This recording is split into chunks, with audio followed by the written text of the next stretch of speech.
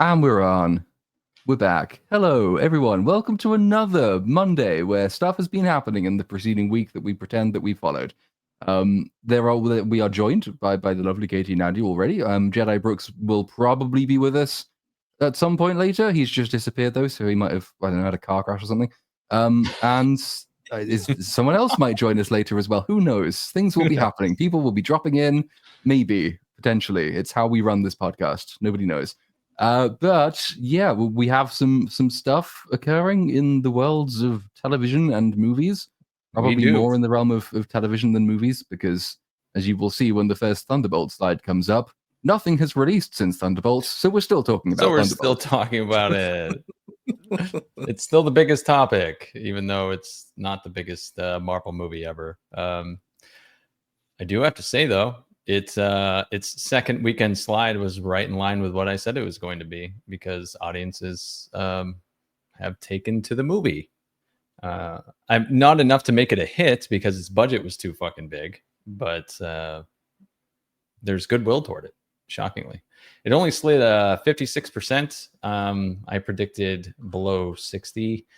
I don't remember the exact number. I think I said like 58. So just to be on the safe side. But yeah, it was a 56% slide, which is actually really good, all things considered. Now, only if it made a bunch of money last weekend, that 56% slide would be looking a lot better. But has it made its budget back yet? I think I did take a look at this a little bit earlier. It has not. Nope. It hasn't even hit 300 million worldwide, I don't think, which is, it's a huge problem. It's a huge problem. But either way, I just wanted to gloat a little bit that my box office prediction was correct. Not that it means anything for the studio because it's not a fucking hit. So, yeah, it's what it is, I guess. I didn't know anything would be changed when they revealed the new title. I'm sure this was the plan from the beginning, right? That's why they had the asterisk there, and that they always planned to do a bunch of press stuff, revealing the new official title for the movie. It did kind of remind me, though, probably just localism bias, but when when you release a video and it's just not quite performing well enough, so you change the title in the thumbnail and you hope that will make it better. Kind of reminded me of doing that, and I gather it's had roughly the same effect, which is to say minimal. Yeah. I don't think that the marketing ploy and the change in the title is what helped it stop its slide in its second weekend. I think people just generally liked the movie and it had positive word of mouth. And so it didn't plummet off the face of the earth like every Marvel movie we've seen lately. That 56% slide is like right up there. It's a really good number, all things considered. Well, it's just an inoffensive, generic action movie. Mm-hmm. Like, it's not telling you you're a piece of shit. And that's a win in 2025. This movie does not actively hate you. So, big win. But did anyone care when the asterisk was pulled back and it was the new Avengers? I was kind of intrigued by it because I didn't hate the movie and the movie didn't hate me. I was like, oh, this is the apology Avengers. It like, fuck the Sam Wilson Avengers. These will be the ones because it's like the studio knew that they didn't have a total piece of shit on their hands. So they're like, oh, maybe we should make them the Avengers. And that's the route they were taking all along once they, once the movie was tested and it probably got positive feedback, and they're like, yeah, we're going to roll with these guys because the whole Shang-Chi, Captain Marvel, Sam Wilson, Captain America thing isn't going to cut it. So only two Avengers. What's that? There's Sam Wilson and there's Mexican Falcon. Oh, that's what I'm super confused about, because in the Marvels, I thought, or whatever fucking movie it was, I thought like Hulk and Captain Marvel like went and got Shang-Chi to make him an Avenger or whatever. I don't fucking know. It is slightly confusing, and you get the sense that a lot of the characters are going to be very confused. Like the Legacy Avengers, when they get back for the next film, because like Doctor Strange has been pissing about in the multiverse for several years at this point, so he doesn't know what's been happening. Thor's been off in terrible movies, completely disconnected from everything else. Bruce Banner has been off, apparently having a son. So when they all get back, and they're like, and Sam Wilson turns up with the shield, like, hey, by the way, it's me, guys. I'm Captain America now. Join my team again. Ignore the other guys. They're not the Avengers. They just call themselves the Avengers. We're suing them at the moment about that. But I'm now your leader. Follow me. I wouldn't be surprised if like Thor's reaction is, remind me what your name is, because I don't think we've ever spoken before. Yeah, I saw a Thor note for that child? said Sam Wilson like assembles his Avengers off screen. I'm like, how is that supposed to work? And Yeah, I feel like the new Avengers is supposed to be like an apology film. Like Taskmaster dying at the very beginning is to apologize for the fact that obviously no one wanted to be female Taskmaster. And then like having all of these characters make a new Avengers because they know no one wants the new Captain America to be the leader of the Avengers. So they're making like a ton of concessions. it definitely feels that way. And it's sort of, I guess it's slightly embarrassingly for the supposed Captain America. I think Thunderbolts had a smaller drop off, didn't it, than Captain America 4 did? Yeah, absolutely. And is otherwise like comparing quite favorably to that. So somehow, yes, Captain America is in charge of the less popular version of the Avengers than Yelena from the Black Widow movie. Who could have foreseen that? That was not on my bingo card. Oh, nameless guest has arrived. Hang on. Well, this could be anyone. Oh my goodness. Can I add him to the fucking... Can I add him? No one has shared the link randomly on Twitter, have they? It could be anyone. Just gonna unveil. Wait a minute. Penis. You're telling me that I need to talk about this film now? Seriously? You came on 7 minutes in. What's up, Dark Hour? How you doing? I started laughing at my own thing. After Dark Hour sent in countless Spanish super chats last week, I thought it was appropriate to bring him on. Terribly worded Spanish on purpose, by the way. Well, you fooled all of us because we don't speak it. So we're like, that's probably... Neither do I. gibberish. That was just Google Translate. That's all that was. Dark Hour joined before the other co-host joined. So that's good. Yeah. I have been reliably informed by Jedi Brooks that he's alive and will be joining us. So Okay, that's good. well, that's a start. It's always nice to know that your co-hosts are at He's least not dead. in the realm of existence somewhere. Yeah, good. So that's good. I don't think actually, while we're on the topic of Thunderbolts, because I don't believe we've had the opinions either of Katie or Andy or Dark Hour since that movie came out on like what you thought of it. Because obviously it's performing reasonably well with audiences from what we've seen.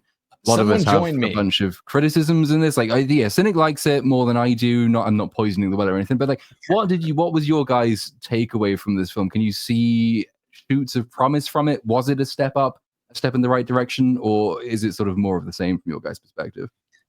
It's definitely a step in the right direction. We enjoyed it. Yeah, we had fun watching it. I probably enjoyed it more than Andy did.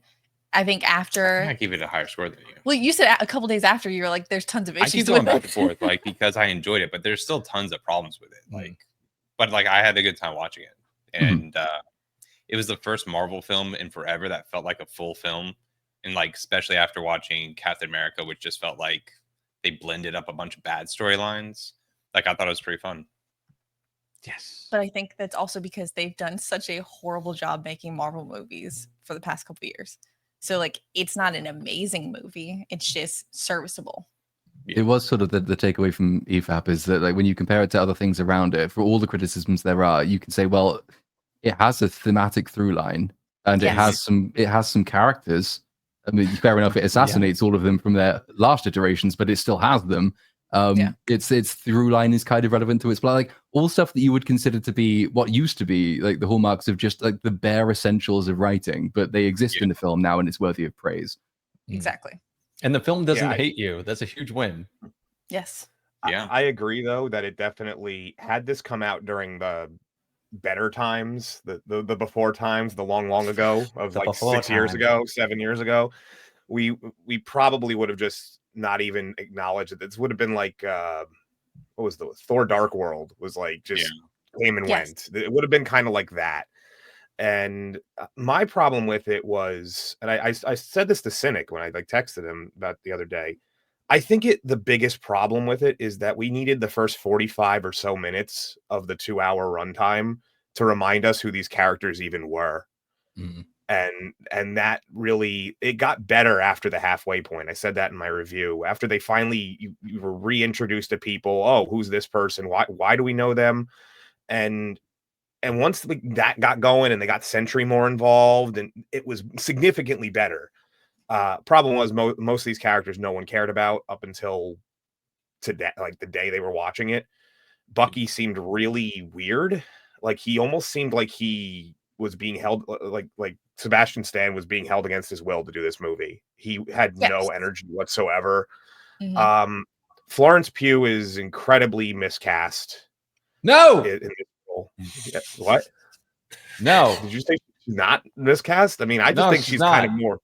Okay, fine, She's whatever. Perfectly cast, and she should have had more screen time. I'm getting after a little while, the weirdo foreigner trope that they do with Red Guardian gets grating. It's funny for the first like 3 or 4 times they do it, but they do it like 100. And it's like, okay, we get it. You're not from here. You have your own customs. This is your crazy passport. We understand. But it's definitely not the worst thing I've seen in a few years. I wish that they would have did way more with the mental aspects, though, because all of these characters are supposed to be very tormented and damaged, and they won't get these like little flashbacks that sort of tell you. If they had that extra 45 minutes, I think they could have really played with that more. Yeah, they barely dabble with the Void, and then you only see what Yelena sees in the Void, and then obviously Sentry. But like, I was hoping to see what Bucky sees, and they just threw it off as like a joke. But like, Bucky's been the most underused character. When they signed him to like the 9 films, I thought he was gonna be like a substantial part. He's just like always around. Yeah. Yeah. That is an interesting point. They signed him for 9 movies, but he's just kind of there instead of having the arc that he should have had, which was he should have become Captain America. He was, yes. He was, and you can pinpoint when they decided he wasn't going to be Captain America. Just special day in history. You know, this is in line with the Falcon and Winter Soldier show, though, that a black man can't lead the Avengers, Kenny. You just can't lead them because this is the Avengers now. So I was actually going to say the fact that they did the new Avengers. I actually did a tweet about this a while back. I don't tweet much. I should probably do it more, but or Zeet, whatever it's called. But the reason they changed that this was always going to be the thing. They always wanted to call this New Avengers. Then you're going to have Avengers, New Avengers, Mighty Avengers. You're going to have all the different Avengers iterations, and I have a feeling they're going to be done with singles movies. I have a feeling they're going to start like 7 different Avengers lines of movies. Dark Avengers, Mighty Avengers, West Coast Avengers, because those are the ones that always make money. Yeah, that's not a bad call. Spider-Man still makes money on his own, but yeah, he's like an anomaly within the MCU at this point, though. He's like Marvel's Batman. You know what I mean? He can stand on his own. I want to see the Great Lakes Avengers. That's the one I'm waiting for. The Great Lakes Avengers. Anybody who knows about them. There was a point in time in the comics like 10, 15 years ago where they had Avengers teams like all over the place. It was post Civil War in the comics, I think. Yeah. Yeah, there was at one point there was like 9 or 10 different Avengers teams.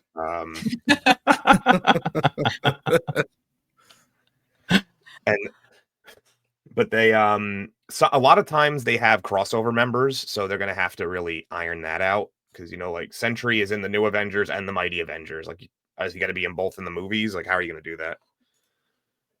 Isn't everyone dying in Doomsday? So it kind of feels pointless to make the New Avengers. Then they all just kind of get murdered. They need cannon fodder. Yeah, you can't have an Avengers movie without an Avengers team, I suppose. So we've got 3 of them. Yeah. Wait, who's the 3rd Avengers team?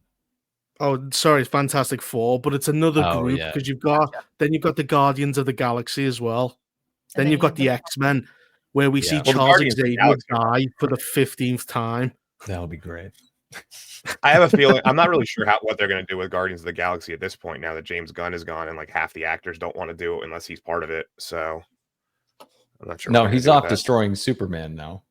Yeah, I was saying, but a bunch of them already signed to come back. I think pretty much people only care about Star-Lord. And he said he was going to be there no matter what. And Rocket Raccoon. People love that little fucker. And he's probably the most popular character now. Yeah. Batista can't take the steroids anymore. Have you seen in number 3? He had to wear the jacket to cover up his body. He probably has such an enlarged heart, dude. He can't take it anymore. Have you seen him without the steroids? He's like a pencil now. Well, what's crazy is he's not. He's like still 220 pounds. He's fucking enormous. He was like 300 fucking pounds. So he looks petite the difference. Now. Yeah. Oh, so yeah, the difference is staggering. Yeah, it really is. What's up, Brooks? You're alive. I know. Sorry, I'm late, guys. No, Dark Hour. What's going on, man? What's up? Katie and Andy, I'm running into you guys everywhere. What the fuck's going on here? What's up? They're just busy flying through the galaxy, going to every show. Yeah. I know. What I miss. We're just talking about, well, because slow news week. So Thunderbolts second weekend box office was Excuse you, sir. It's called the New Avengers. Yeah. Wash your mouth out with soap. Excuse me. It is the New Avengers. Yeah.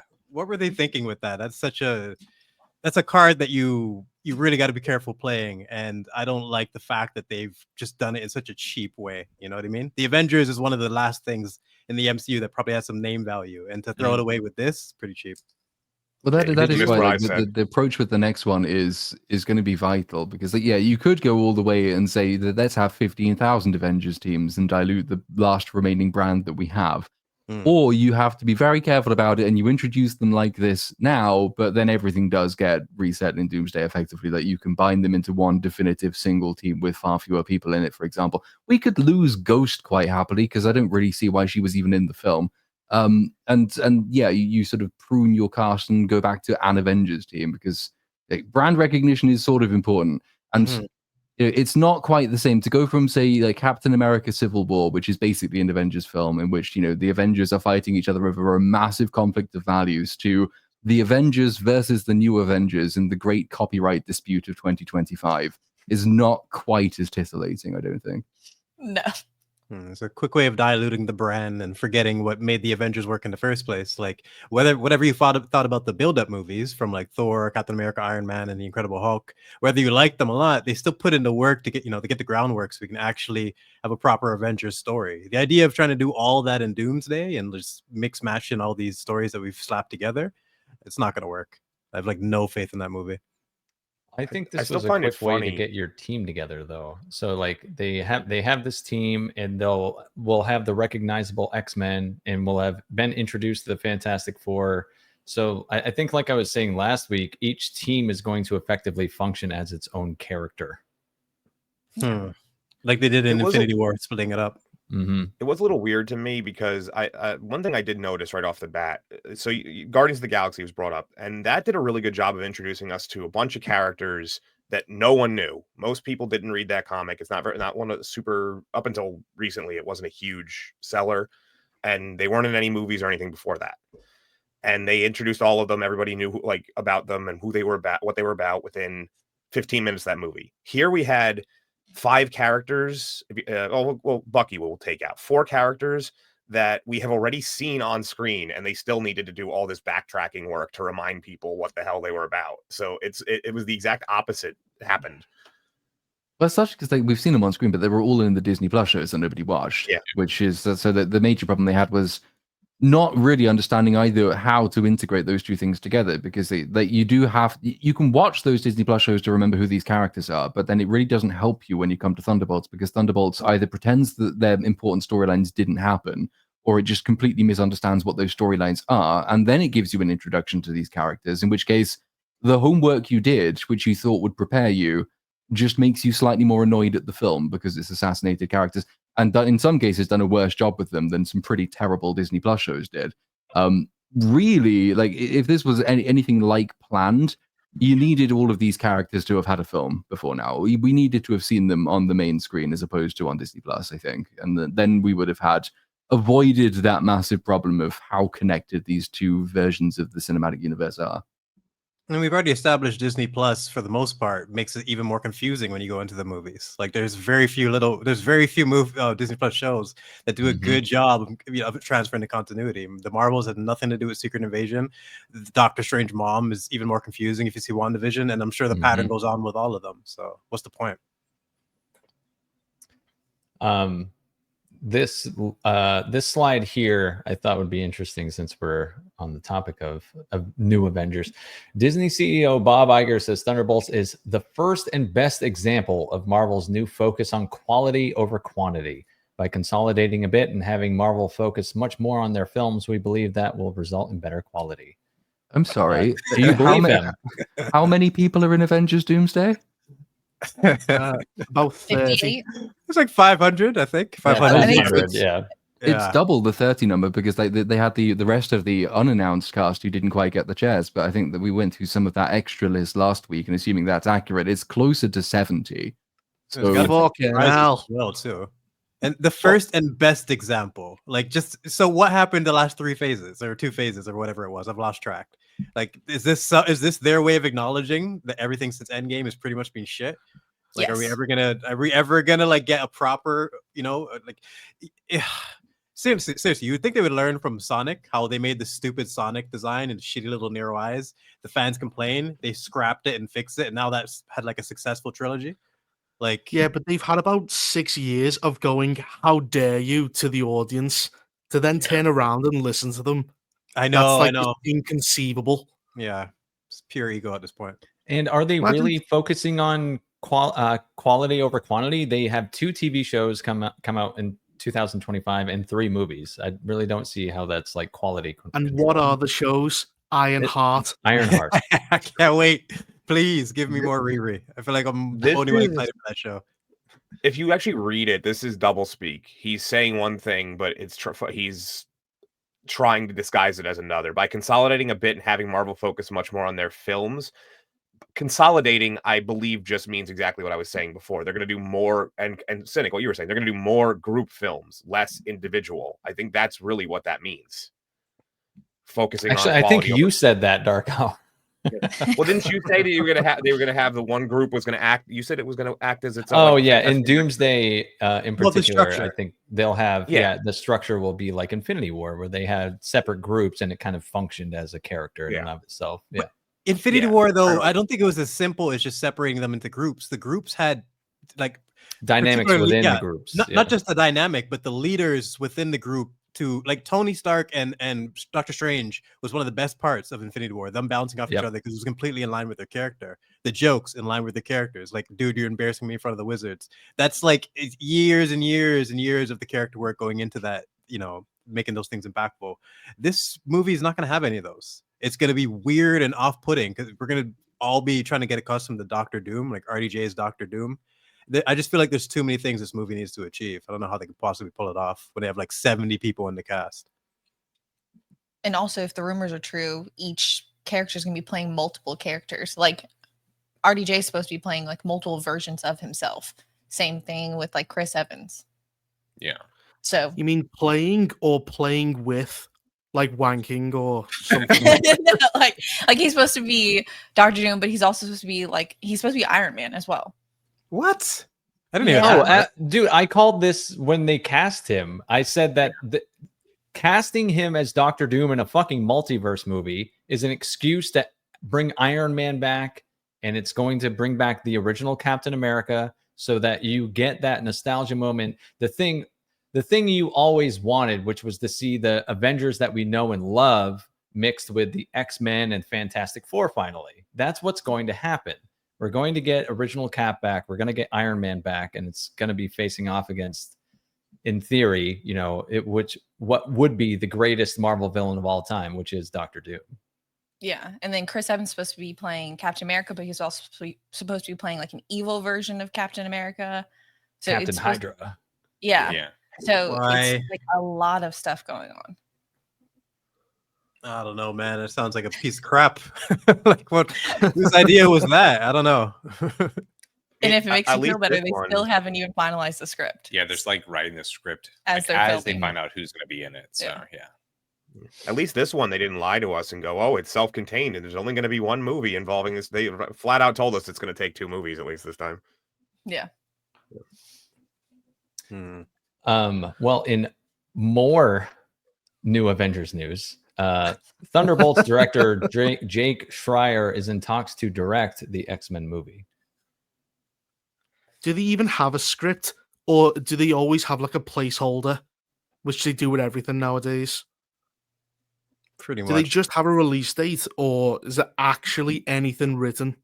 I would say if it's written, it's on like sticky notes or something, like something sloppy. It's a treatment. Yeah. It's just a treatment, probably. I mean, I don't know. The X-Men feels like something that's just been on ice that they're waiting to implement, because it's, even though there hasn't been a proper X-Men movie for the entire cast in a long time, X-Men still the name holds as much weight as the Avengers. Maybe not as much after the success of the Avengers, but people are primed for X-Men. There's always going to be hardcore fans. So I think they know that they can't fuck this up, so they're not sure what to do with it. Do you think You say Wolverine that, but will be in it? they can't fuck up Avengers Doomsday, and I think they're writing that still, even though it's coming out next year. So they're not known for, you know, planning these things well out in advance and competently, because they have to get their scripts right. I wouldn't be surprised if they haven't really started doing it either. It'll be like, and so much of it's going to depend on like what the reception to Doomsday and whatever the next one is. Because if they introduce parts of them and it doesn't play well, or they don't like the characterization, or they don't like some story choices, you know, they are so very keen to try and recapture what they've lost that they will make wholesale changes if they think it will help. Definitely. And is this the Ryan Reynolds X-Men movie that he's going to direct, or is it the actual like rebooting of the X-Men? Yeah, what flavor? Is this going to be more Deadpool-esque, or is it going to be more X2, X1? Like that, like, Yeah. It's such a crazy franchise. It's all flipped in the air. It's like X2, X1, and then a big blur until you hit Logan. Like, that's pretty much the way I look at it, you know? Everything in between is just kind of crazy. But those three in particular, they nailed it. And there's a lot of potential with them still. But we were talking about this last time. I think it would be cool if they had the balls. Show me the OG X-Men. Don't have to shove Wolverine into everything. I want to see more Beast, Storm. Scott Summers get a chance to actually be a character. Show it from the beginning and have some courage. I think people would respect that. I think this needs to be more like, what would you guys' preference be? More Deadpool style, or my preference would be like X1 and 2 style. Yeah, much more serious. My vote. I feel like the Deadpool stuff's a dead end, because you're like making fun of the premise. I feel like it's more like a gimmick. Yeah, it's fun for like one-off films, but he delegitimizes quite a bit of the story. Definitely. Yeah, what do you prefer? That was definitely the case. So like Deadpool 1 and 2, at least you could say that Deadpool himself kind of had a character and an arc and relationships and a story that was sort of serious, that like as the through line, and that was the excuse for a lot of jokes to bounce off. You know, Deadpool and Wolverine came along, and a lot of the work they'd even done for the titular character was kind of thrown out of the window. And that really was just a case of funny meta joke. Hey, remember this guy from failed film? Don't you love him now? Yeah, you do. Isn't that nice to see? Yeah, you do. Deadpool was kind of like Ragnarok, where the character was still intact for the sake of the jokes. They didn't just destroy it, even if it was off-putting for some people. But Deadpool and Wolverine, even though I haven't seen it, it sounds more like Thor: Love and Thunder, where they just said, "Fuck it, we're doing jokes regardless of whatever," you know. Like Logan was so perfect for me. I've never had any interest in that movie. But they need to lean back into the original X-Men, like what made those work. I think that's the way. Man, I kind of want you to see the opening of Deadpool and Wolverine now, just to get your. I've fucking heard, and that's part of the reason why I said fuck that movie. You bastard. Turn that into a joke. Come on. But I guess like there's a semi-encouraging thing in the sense that for all it's an incredibly low bar, the fact that the audience has latched onto Thunderbolts a little bit more than it has recent productions, and one of the main things that is praised about it is that they do allow characters to have like serious thoughts and feelings about the story they're in. In other words, the thing that's being praised is that it's not just quippy all the way through. It is a character story. That kind of bodes well, because if they learn the right lessons, and that is a huge fucking if, but if they learn the right lessons, that might lend itself more to a serious and grounded X-Men story, as opposed to just another cameo fest like Deadpool. But are people praising it because it was well executed, or because they're just starving of any character whatsoever? You know what I mean? Because it's like when people say, "Oh, it's good because it wasn't woke." Like, okay, that doesn't make it good. It just means that it's not going to be like, offensive and distracting. It just means it doesn't hate you. Yeah, that's it. It doesn't mean much. But I don't know. I'll have to see with this one. Or is it just fucking Florence Pugh and her acting ability? Just every time, just completely makes people stop. It is the Cynic. I heard she was good at it. I'll have to sit down and actually take this one in. No, she actually is good at it, but I don't think it's just Florence Pugh. I think it's honestly just because they took the time to actually write a thoughtful story and then executed that without having to do like tons of rewrites, changes, and then completely bastardizing the entire story by throwing in a bunch of jokes. There are jokes, but there's way less than there normally are. Well, like there's jokes, but like this film actually still had a little bit of sincerity in it. Like, you know, when Red Guardian talks to Yelena, that's a sincere moment where I feel like we become so accustomed to then something silly happens because people can't handle any emotional toll. Yeah, it's a pattern that everyone just seems to notice now. Like they have to just undercut anything serious because they don't want people to, you know, if you're not laughing at all times, then it's not a Marvel movie, and that's what Marvel movies are, right? But you sort of hit the absolute nadir of that with, you know, Ant-Man 3, Don't Be a Dick. I mean, that was like as low as you could realistically get in terms of swapping out actual character moments for something that's so shallow and pointless. And it's trying to be funny, and it's just not. Whereas, again, like for all the many problems I have with Thunderbolts, at least you have some conversations in there which are supposed to be taken seriously as conversations. Like, you didn't get Red Guardian telling Yelena, "Don't be a dick." That would have just been fucking stupid, man. I bet that scene was like a reshoot or something. Like there was an actual legitimate scene, and she gave a proper response to MODOK, and then they changed it to that because they need to inject the Marvel humor. I wouldn't be surprised because their thought process when it comes to any type of serious scenes whatsoever is just botched. Is not allowed. Yeah. Oh God, I'm remembering MODOK's face. It was just the actor's face stretched out. Oh, that was so terrible. Like? I was about to say, you didn't need to inject any comedy with any scene with MODOK. Just him being there was comedy enough. So. Fucking face, man. It is great thumbnails though. It's like so easily clippable. Just any clip with MODOK in it is just immediate. Yeah, seriously, you're right. Like I saw a lot of the times, like with Snow White, I saw several people that had the same Snow White thumbnail, but with MODOK, everyone had a different take on it because you just copy the screen at any point and it's a meme. Like he's such a goofball. Yeah. I do agree, though. I would like to see them start to... They don't have to do it immediately. They don't have to go right back to, like... Because I would say that it used to be a lot more balanced, but now it's probably about, like, 75 or 80% comedy quippiness in most of the movies. Whereas, like, if you go back, you know, it was maybe 30 to 40%. Like, if we can get back to that 50-50, I think it would help a lot. It's not even the numbers. It's just, is it in character or not? And it's timing. Like you were saying, they undercut things. Yeah. Like, just let shit breathe. One of Thor's best jokes was like, real quick, I should say one of Thor's best jokes was in his first movie when he went into the place. He's like, I need a horse. Like just as simple as that. That makes sense because he would think that way, you know? Which everyone's picking up the ride. It's the ground, you know? Yeah, the cup, all those little things, they work because it makes sense, the fish out of water story, but then they take it too far, right? Well, that's the thing I was saying. I was kind of saying that about Red Guardian. It's like every chance they get with him in this movie, it's weirdo. Except for the one scene at the end, it's weirdo foreigner. Even when she's like, "Hey, I'm thinking about quitting," he's like, "Well, is the job available?" Like it's it's like it should have been. He's supposed to be a father figure, and the first thing he thinks to do is take her. Like, oh, you're quitting? I'll work your job instead. I'm poor. They put his jokes. They put his jokes ahead of his character and his character's history. It doesn't even make any sense. Like, and you saw that from the first one when it's like, "Oh, your ledgers must be dripping. I was so proud of you." Like, what are you doing, man? Like, that's the opposite of what he should be saying if he has any awareness as a father. But he's such a waste. Kind of on your point about X1 and X2, when you go back and watch those films, it's startling how much more sincerity there is in those films. Yep. Like it's insane.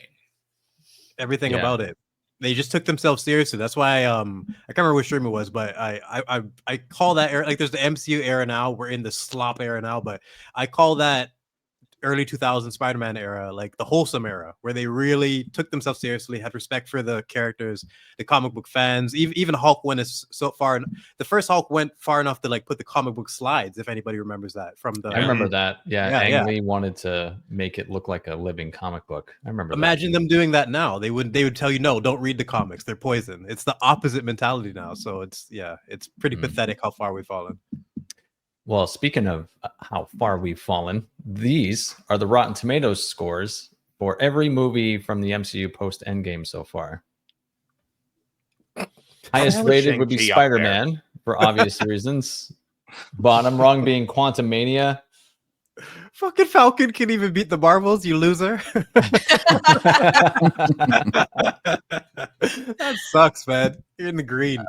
Like Eternals, whatever. Ant-Man, Quantumania, but like, come on, you have Captain America in the title. That movie is such a piece of shit. What a failure.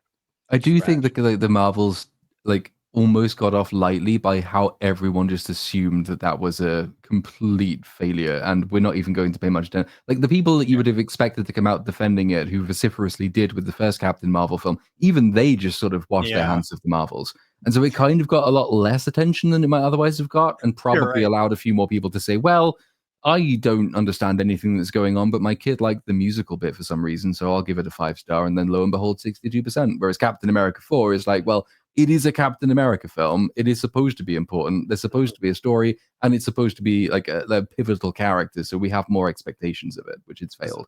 There's a Hulk in it. There's a Hulk. Yeah. You know what I mean? Like you should be able to do more with these components. But yeah, the Marvels, you're right. I think everyone just said fuck it on that one. No one's really defending it. I feel like everything on the list is 10 points too high. What is Wakanda Forever and Black Widow doing that high? And Shang-Chi, we know why Wakanda Forever's that high, dude. There's like two factors. For one, people who are still afraid to say a movie starring mostly black people is bad. And two, because of the Chadwick Boseman thing where you have to say it's good because they like bookended the movie with praising him. Do they treat like Barbershop the same way? Do we change the rules on all black films because of stupid Wakanda Forever now? Like, just how far back are we gonna go? You weirdos? When you lie and say it's the first black superhero of all time, then people can't say anything else. It's not even the first black superhero in Marvel cinematic history. Look, Blade is literally the godfather of this Marvel era. Like none of these movies would be here if it wasn't for Blade. And if you go even further back, there's Meteor Man. That's the first black superhero. And Spawn came out a year before Blade. Spawn too. Yes. Dark Hour, you know, right? With the marketing. So it's very important that we support black people. If you check my letterbox, if it's got a black 5 stars, just every time. But that's what I mean. You know what frustrates me is like, how do I tell the difference between someone who's shit and someone who's talented if I just have to praise all black people? It doesn't work that way. It does not work that way. I wouldn't want to be treated that way. Like, hey, you're black, so you get a pass. What the fuck? You haven't even met me yet. Like, it doesn't work that way. It's not how humans work, and it's just flawed and lazy. But that's also what Captain America Brave New World was riding on. And they thought for some reason people were going to praise it. They really thought people were going to be afraid to say it was crap. Yeah. People in the chat are listing off all the 90s black superhero movies. Some of them I think not exist. There's probably so many. It's just even Shaq was a black superhero. Yeah, you can call Shaft counts. That had to be like 96 or something like that. Like I just Blade was cool, Meteor Man was cool, Spawn was cool. It wasn't just hey, they're black. Spawn was a bad movie. Oh, you know the character. I was talking about the movie. Oh, okay. John Leguizamo is the clown, and Michael J. White. That's some of the God tier casting was great. I would want those same people if they made another Spawn. Just bad de-age them. Fuck it. I think Doctor Strange 2, Thor 4, and the Marvels are all rated way too high. Way too high. I think all of these are way. I think all of them are too high. What do you think is the best and the worst here? Like top Spider-Man, two, No Way Home is the best. Easily. Yeah, that might even be it. That is tough. It's an easy pick. And the worst, that's spicy because there's so many options. Big choice. I think only Spider-Man, both Spider-Man movies is probably the best too. Those are the only ones that or Guardians, maybe Guardians. Even then, Guardians 3, like it's a pretty bad movie with a couple of really strong bits. It's strong bits are strong though. Is really good, but everything around the rocket stuff is pretty bad. Yeah. So I mean, I guess it still averages as better than most other things on that list, but I wouldn't necessarily call it a good film. But people try and memory hold that as like the best of the 3, which I think is insane. Are you way? First one's the best. The first one is definitively the best. I'm not even a fan of the second one, to be honest. Yeah, I don't like the second. I'm not a big fan of it. They nailed the first one, and like it's kind of like Deadpool, where you nailed it so much where I don't even need to see the sequel. I don't think you're going to be able to do much with it. So I've seen the first Deadpool. I barely remember the second Guardians, and I love the first one. But like, I don't know. I wish they would capture those and just leave them as a proper story. Guardians 2 has one of my least favorite moments in all of the MCU when he finds out how his mother got cancer and dies, and it's this big emotional moment, and then they cut back and he's Pac-Man. And it's supposed to be a big joke. And I'm like, what? Like, what? That was one of the worst moments of trying to take the piss out of a scene because you don't want to deal with emotions. I was like, you just told him how his most beloved person in his entire life was murdered, and he turns into Pac-Man. You can't do that. It's the entire thing with the Walkman and everything. Peter Quill's character was like, I really like the mother aspect. It was well done. Can't piss on that. Yeah, Shang-Chi being way up there is fucking weird. Yeah, we did. We're all confused. What are you doing up there? It has so few reviews. Like, I feel like barely anyone actually reviewed that movie. Well, so 1.2 billion people can't be wrong, Katie. Has everyone here seen it? Like, Well, that's the funny thing about Shang-Chi is I think I have seen it, but I honestly don't know. I don't remember. Isn't there an Asian Wakanda? Pretty much. Yeah, basically, yes. That's all I remember. I don't know anyone who can recite this movie or tell me a single thing. He fights a giant dragon at the end, and it's fucking ridiculous. Aquafina's in it, and she's irritating. Oh, like God. She is in everything. Yeah, she's in it too. Yeah, that was her era when she was in everything. The Little Mermaid scene with I finally watched that movie, and the Aquafina. What the fuck? Why did they? I think that actually killed her career. Why did they pay her? Why did they even let her on set? Like, I don't understand. Her song Halle Bailey wasn't that bad. I think after all the black, like all the stuff about the But her eyes were miles away. She they're a bit gobbledygook. The first thing I thought a bit strange. Her eyes, dude. But she belongs. She was like a chameleon. She can keep her eyes on two her. different things. I she think can look out for predators. She's fucking weird.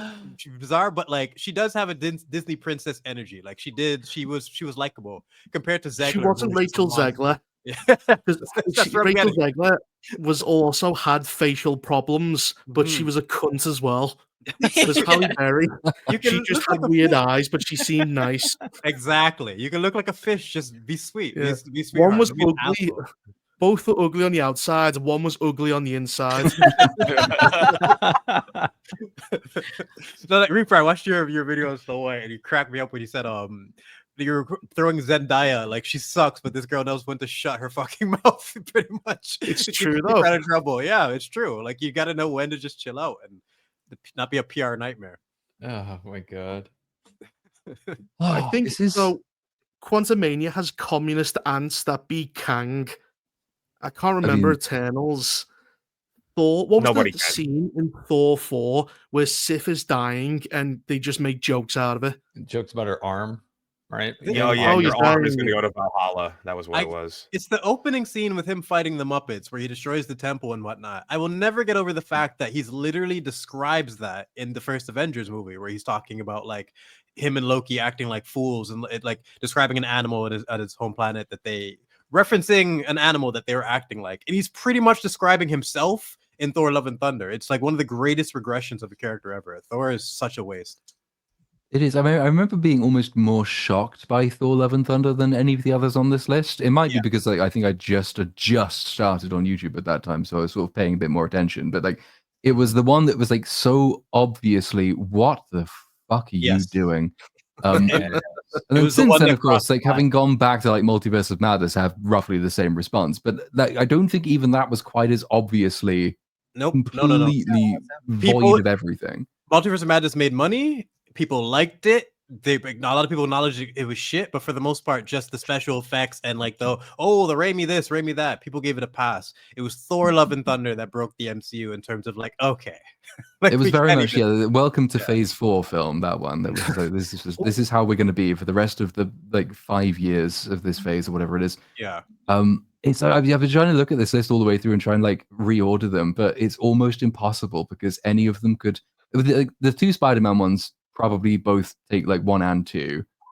After that, I genuinely can't. Like I'm going through like multiple different iterations of this list every time I start thinking about it.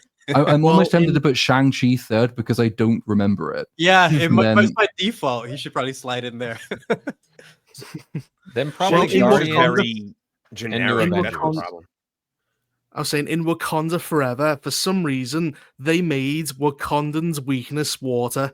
None of the black people could swim. Yeah, it's fucking stupid. How did the queen die? I still don't know how she died. It made no sense. Like, she couldn't swim. That scene was just insane, man.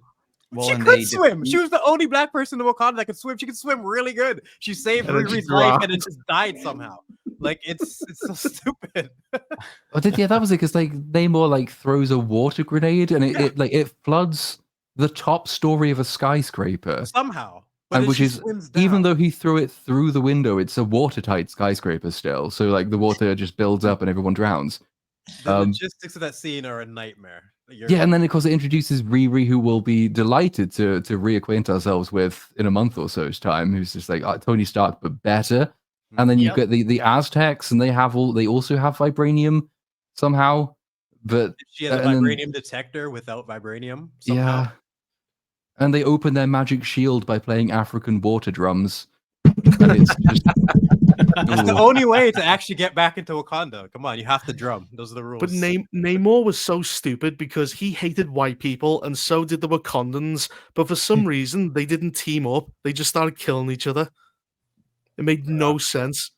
What did the writers mean by that?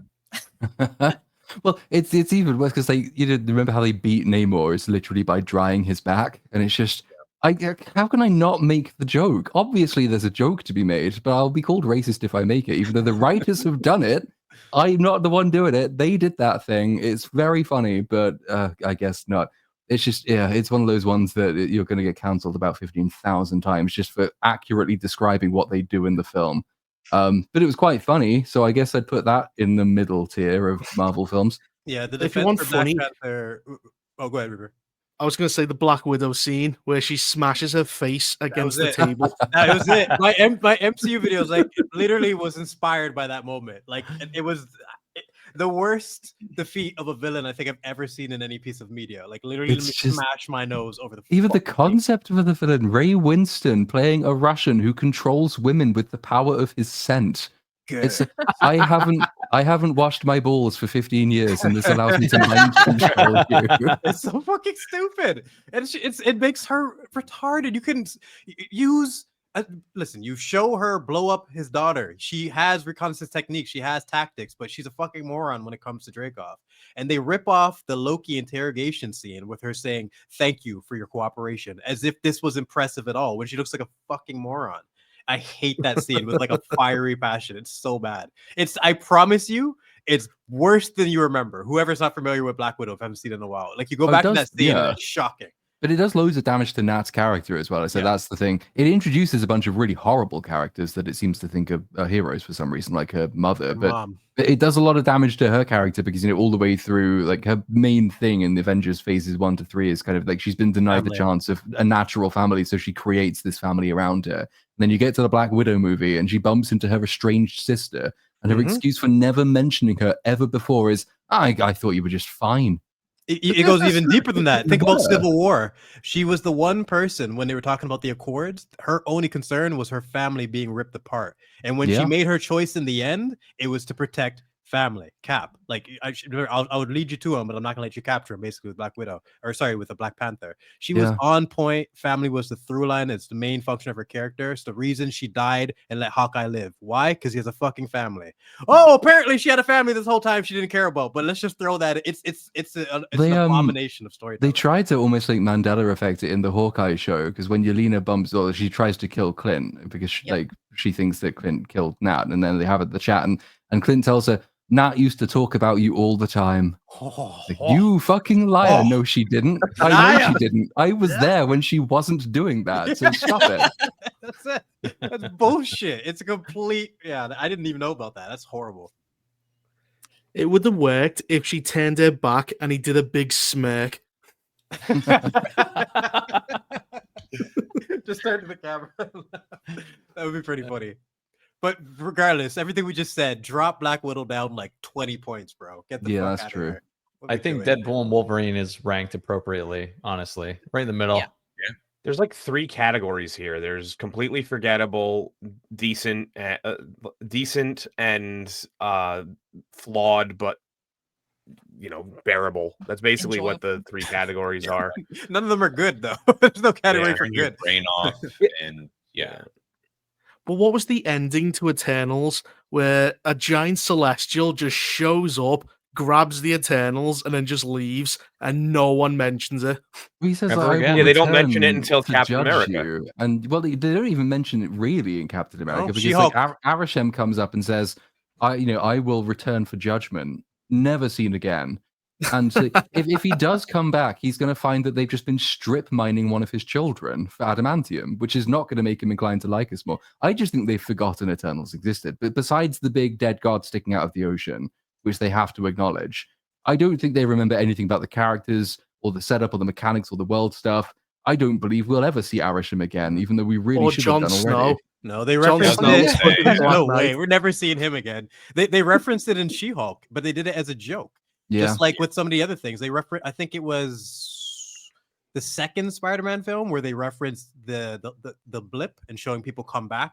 They don't actually explore it. Like there's a ridiculous bit in Captain America 4 when like he and Eagle, Twink, Falcon, whatever his sidekick character name is, that they fly to the statue and they ADR in some dialogue where the Eagle Twink says like, "Have you ever seen this before?"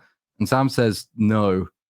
But it's like, we've just established with your flight suit, you can get here in under a day. You didn't take any time out of any of your days as Captain America to check out a giant dead god in the ocean. How have you not visited? It would be a tourist trap. I don't believe you again. It's something Doctor Strange should have been on right up from the very beginning. Like, is this guy not doing his job ever anymore? He just quit WandaVision. He's slacking. With this, he's doing nothing. His character is supposed to be looking after the supernatural events on Earth. It just seems like he's not doing anything. They just don't even know he's part of the MCU anymore. Yeah, what happened with that? Yeah, he got third eye, screamed, and we don't know what happened to him. But he's been screaming for 7 years. It's not even true. He cuts, he screams, they cut, and then they show him just walking down the street with no problem with the third eye. So we don't know if it's some crazy, torturous situation or if he's completely got it under his control. They showed 2 scenes at the end of that movie. So I have no idea. Some undisclosed amount of time passed, and he was totally fine with it. Yeah, exactly. They show him screaming in the middle of the street, and then suddenly just popping his collar, walking down. It doesn't make any sense, man.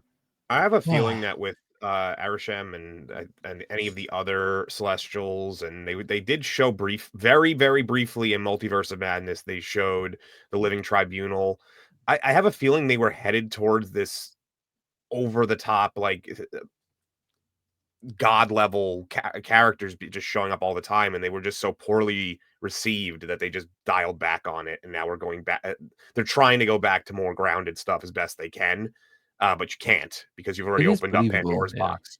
I mean, they introduced Zeus and Hercules at the end of Thor: Love and Thunder, and we haven't seen them again either. So there's lots of gods sort of dotting around in Phase 4, and actually no, mostly that was Phase 4, and then they decided we're done with that. So now it's Phase 5, and it's Kang and the multiverse. But then, oh dear, socialist ants and domestic abuse, and now it's something else. So.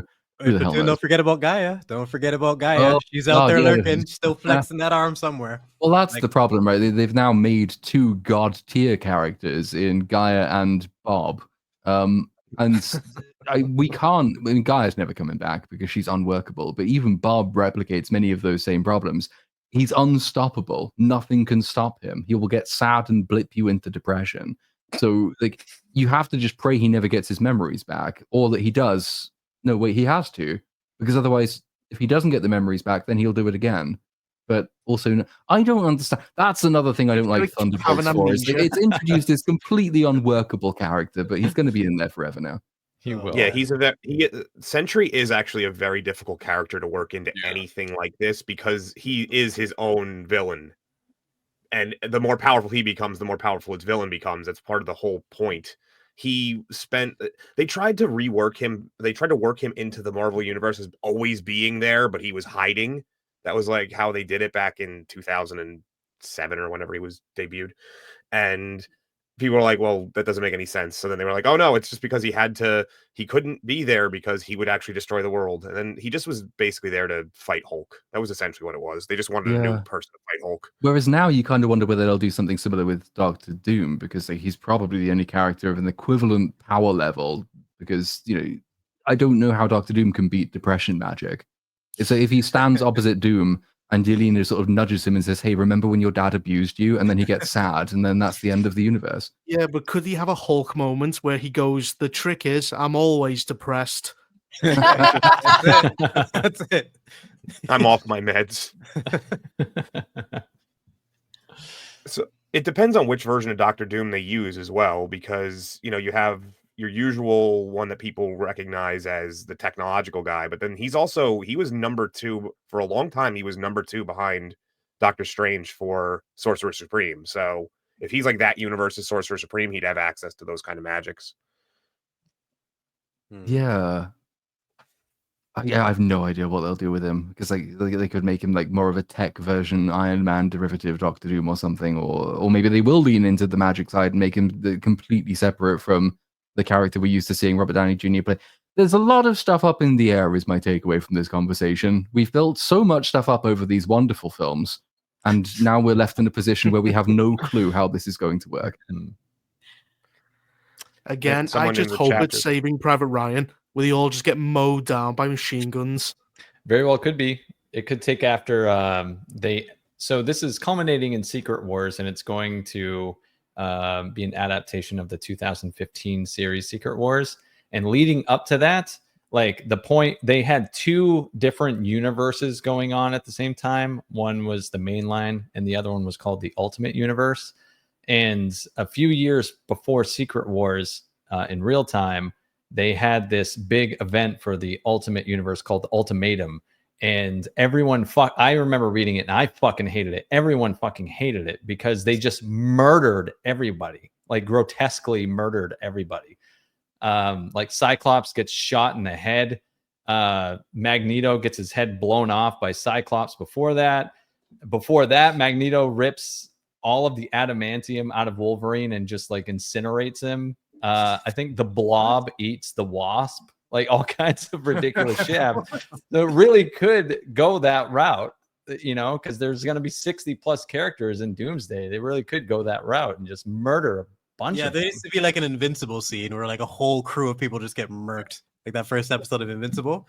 It would be cool to actually see that. Like, because I remember that caught my attention. It would make sense that the X-Men would be the people that would die because they're bringing back all the old characters and they clearly have to reboot it with new people. Yeah. But are they going to make use of these death scenes? Like that's the biggest thing, you know? Yeah. Yeah, is Ian McKellen just going to come back and someone's going to squish his head? Yeah. We're going to see Patrick Stewart die for a 5th time. Like, oh man. Wonderful. But if he just kept coming back, there's just millions of Patrick Stewarts. That's the final. He's like the South Park Kenny of the Marvel universe. He's becoming Kenny. I never would have imagined it, but Professor X is like Kenny-esque at this point. It's a meme. It's the Avengers scene, but out the portals becomes more Professor X's on wheelchairs. Millions and millions. All his variants. All his fucking variants. Oh my god. They're all paralyzed for some reason.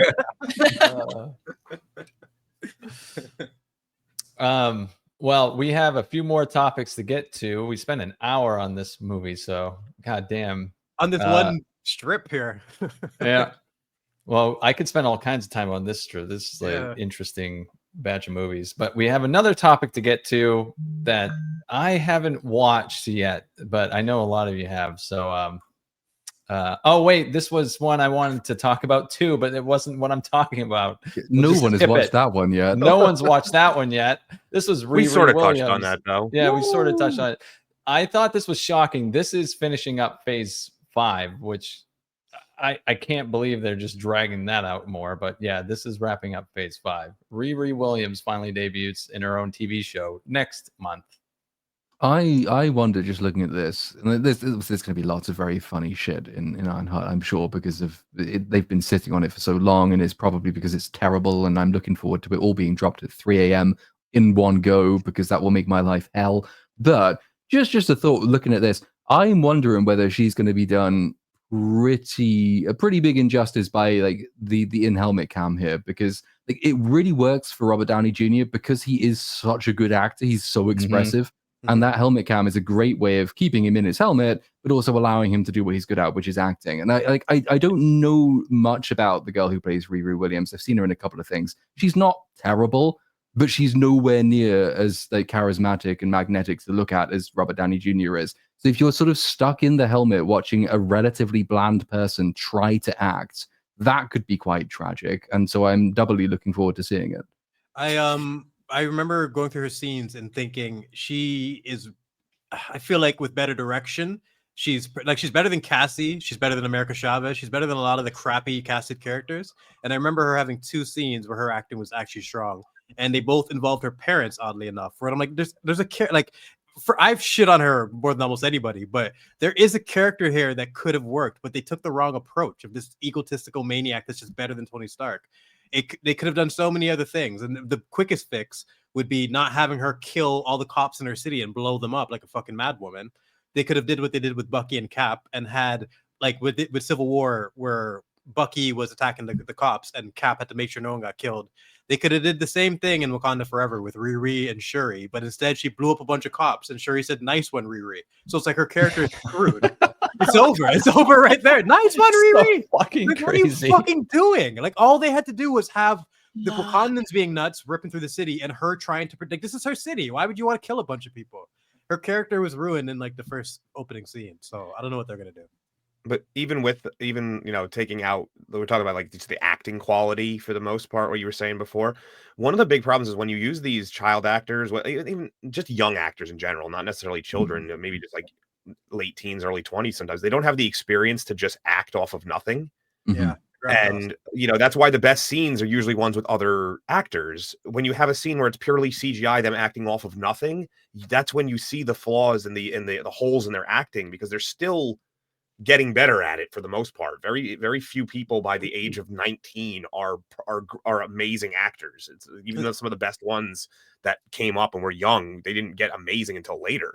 That's actually a really good point. Game of Thrones was a good example of that, where a lot of the younger actors were able to bounce off older, way more experienced actors and balance it out, where they're not going to be able to carry the scenes themselves, but having all this talent in the room, it just works.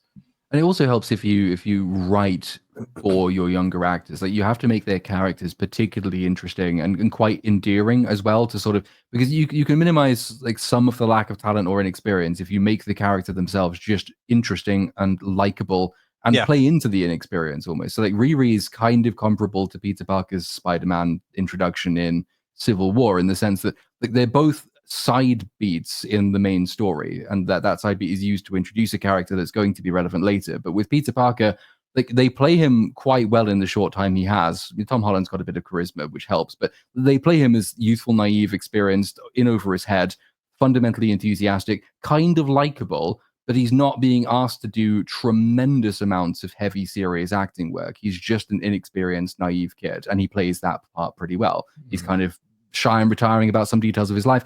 And it all takes part, like, the place of this, very important story with some serious drama going on around it. Whereas Riri Williams comes in and it's like, well, she's a super mega genius that everyone just has to respect and find awesome, which is not particularly interesting. She plays a very, very circumstantial role in that plot.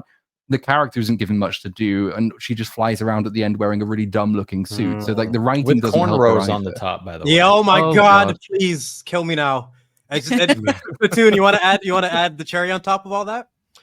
If my notes are correct, I'm pretty sure she has almost double the screen time that Peter does. She's got 15 minutes in Wakanda Forever. God. Peter's got 8 minutes in Civil War. Which is great, because I feel like I know so much less about her from like twice the screen time. Okay, I don't know who she is. You just nailed Cynic. Remember the idea I was telling you about? This is what it's for. Shit like this.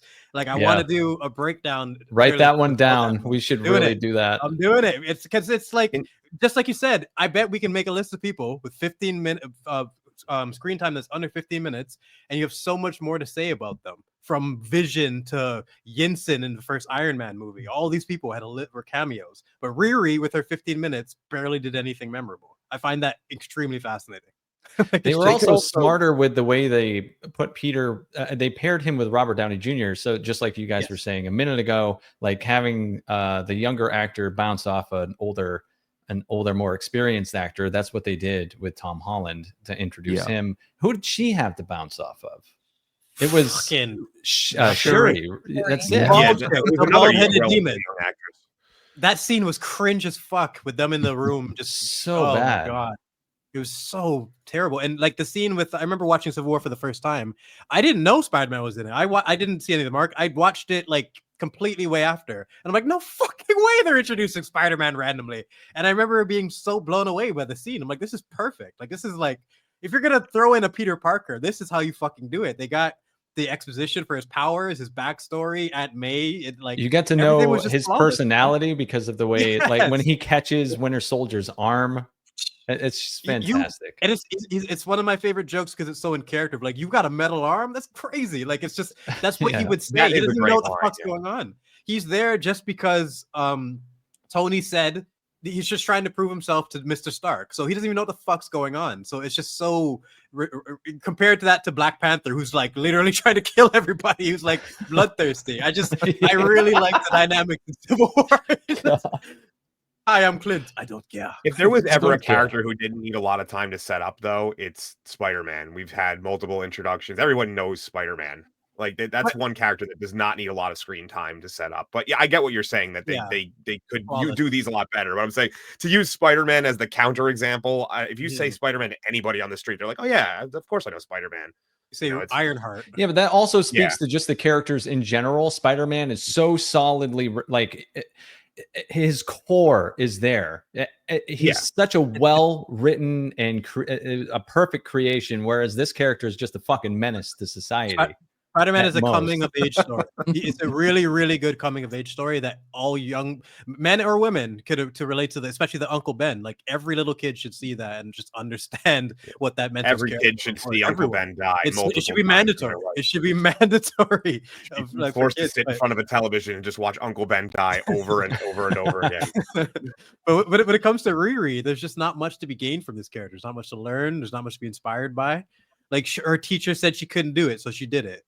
No, there's nothing to be inspired by this character, because at most, if you even have an inkling that this character might be inspirational, if you look to the left, there's like 100 better characters that do the same thing way better.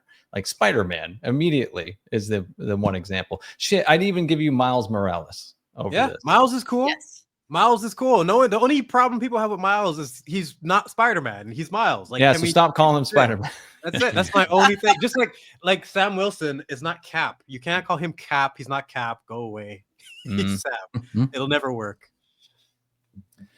Well, just so you know, too, Platoon, I read this morning that it's actually going to be released weekly for 6 weeks. So this is going to for us for a while. Is it really? Yeah. Well, that's what I was Googling it, trying to figure that out. If they were just going to drop it at midnight when no one's looking. Like Echo. That's what they do. Exactly. Yeah, exactly like Echo. That's why I feel like I'm like one of the only ones who made a video on that damn thing. Everyone just like forgot. It's like, because that's the way they freaking do it. You have to just shove it. I made a 3.5 hour video on that show.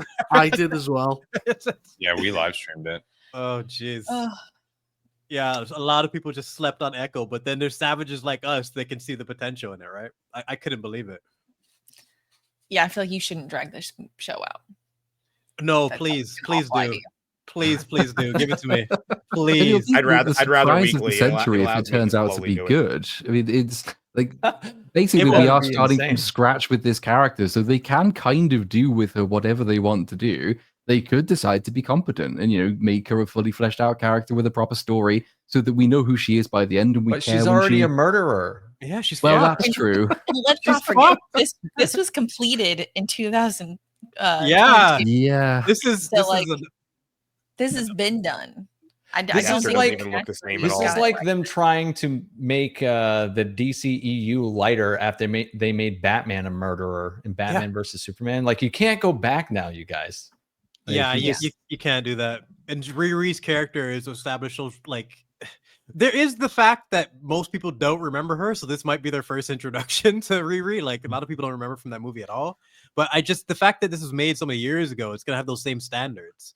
Like, that is an important point. It's like for all some people might say that Thunderbolts is like, oh, it's a step back in the right direction. Maybe Marvel started to course correct. This isn't from this time. This is from the time when they were fucking everything up. So I don't know if they've done much rewriting or reordering or like reshooting of anything, but it could be a really interesting little time capsule thing. Remember how bad everything was in 2022? Let's enjoy it again. It was so much fun.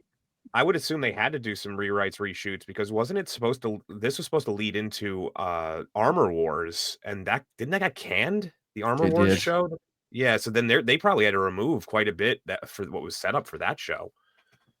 Yeah, Rhodey, who's been in the MCU since Phase 1, was supposed to get this proper show, and they've pushed his character to the side, made him a Skrull, so we can focus on Riri. That's Armor Wars is probably the best Iron Man story ever, and it's at least in the top 3. And they just were like, nah, never mind. They're not even. What are you familiar with Demon in a Bottle? Yeah, that's another great one too. But I preferred Armor Wars, but there's a few that I would put up there as the top ones. Demon in the Bottle, I think, gets a little overplayed with his character nowadays. That might be like a retroactive. I'm like kind of sick of drunk Tony Stark kind of thing. No, my issue is that his issue with alcohol was prevalent in the first movie, and they were going to incorporate it in the second movie, and they bitched out and gave us like a sanitized version instead, but took parts of it, which is just lame. And the scene with Hulk like sleeping when he's trying to express his issues and whatnot, like Tony's issues with alcohol should have been a much more significant part of his character, and they just kind of just forgot about that. Was probably the first moment in the MCU where they really started to take serious issues and turn them into jokes. If you remember, he's like standing on stage. He's like, and he just starts pissing himself in the suit. Oh yeah. Is anyone aware of the deleted scene before that? Because there's an alternate opening to Iron Man 2, and spoiler for one of my videos coming up, but I think Iron Man 2 is as much to blame as Captain Marvel, Thor: Love and Thunder, all the other ones you could think of. That's when the mentality changed in the MCU, and instead of taking their character seriously, it became, okay, how can we just expand this out and just make as much money as possible? Iron Man 2 fucked a lot of things up, and I think had they had that alternate intro where they actually explored the issues with his alcoholism, they would have had a much more serious movie. But was that the one with Mickey Rourke as the wit guy? Yeah, that's why no one remembers it. It's so lame. The bird dude. I want my bird. It's Justin Hammer carries that film for the most part, and he is good. Yeah, he's so good, man. I call this one the ex-wife. It's such a good scene. It's one of the best scenes to this day in the MCU. One of the best jokes, but this is good shit. Didn't Iron Man 3 copy The Incredibles? He gets left on the roof like Syndrome, and then he wants revenge. Yes. Yeah, it was Guy Pearce's character. I can't remember his name all of a sudden. Yeah, he leaves him on a roof, and then he decides to go, I'm going to get a lifelong revenge on Tony Stark.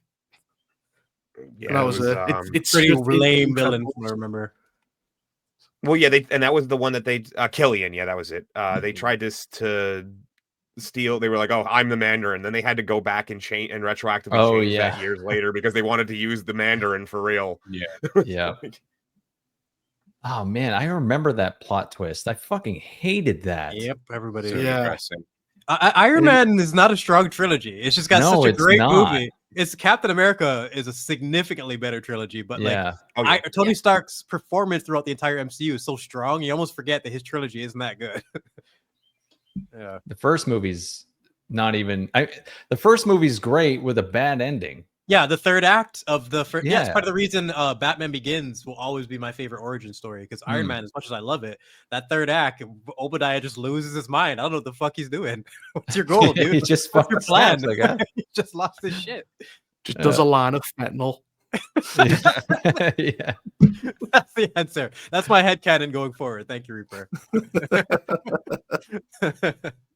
Okay, now we can get to the topic that I was actually referring to because I forgot about this Riri Williams slide. This one. Yeah, this is creepy, man. Yeah. So Ellie's going to be a dad, apparently, in The Last of Us. I don't know if you guys have seen the memes or heard, but she's going to be a dad. I'm not personally watching this show, so me neither. I'm just kind of learning about it through everyone else, because I think I'll probably just binge it when it's all done, so I don't have to be tortured every week. But I know some people on the panel are watching it. What do you guys think of it? It's shit. Yeah. It is absolute shit. It's fucking horrendous. What he said. I gave up after what they did to Joel, and I'm still like trudging through my video about it because I'm so annoyed. You've missed nothing. Nothing has happened. It's Ellie and Dina. Ellie and Dina on a horse talking gay shit. Like, that's all I remember from the game. That's 3 hours. You just explained the other 3 episodes. That's it. They're talking about gay stuff in a tent. They're talking about gay stuff in a theater. They're talking about gay stuff in a hospital. This is just the show. Oh my god! Yeah, that's what I'm saying. I tapped out at the right point, like you. But the problem is, watching lesbians is great, but when one of them looks like Rocky Dennis, it doesn't really do anything. It's just we've had a bad streak with fucking lesbians lately, from the Acolyte all the way till now. It's just like I don't know, man. Bella Ramsey can't carry the show. There's just no way. From what I saw, the Dina chick, because she looks like she's got cerebral palsy. Oh man, she's fucking horrendous. It's just she's distracting at this point. I've never seen an actress that the whole world is so comfortable saying she looks like a fucking potato. Like everyone is just, you know, for that whole first season, it's not nice, but it's true.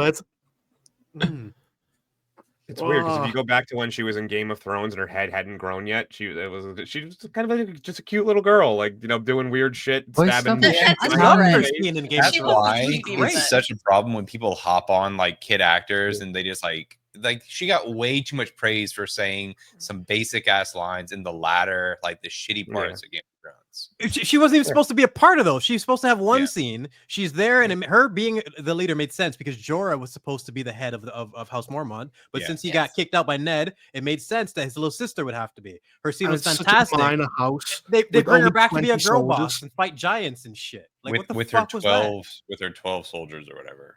Yeah. Did anyone else laugh? The cut of her. Did anyone else laugh when the giants just hit her and she went flying? She stabbed it in the eye. Like they gave her like they let her kill a giant. Like come on. But she's like a reverse baby. When you're a baby, your head's big and your body's small. Whereas she, her head's getting bigger the more she ages. She's like a bobblehead. It is true. I mean, I something like she can actually act. There are scenes where she puts in a pretty good performance. The problem is like the show doesn't do her many favors in terms of like the way it has her act, the lines it gives her to speak, the particular camera angles it chooses to use, and like some of the like it's just not really believable when you have someone like Isabella Merced is the other one who I think is very conventionally attractive. It's not particularly believable to have her say to, unfortunately, Bella Ramsey, like maybe the people around they're just jealous of you. It's like, but that's just not like there are things you could do with this character. There are things you could do with this relationship. That's probably not the way to go about it because you are just kind of calling attention to the more memeable side of her presentation. It's like Maggie Gyllenhaal calling or Joker calling Maggie Gyllenhaal gorgeous when it was supposed to be for Katie Holmes. That line always fucking like it doesn't work. It doesn't work. This is another example of that. You're quite striking in certain lights. Yeah, but you're right. They don't do her they do her a disservice with the lines. They make her an asshole from the beginning, extremely unlikable, very, very, very aggressive, and they're always zooming up on her fucking face. I don't know why. Well, they also I actually just had a random thought about her head, so that she wouldn't be like dissuaded or whatever from doing her thing. You know? Yeah. Like, this is all her.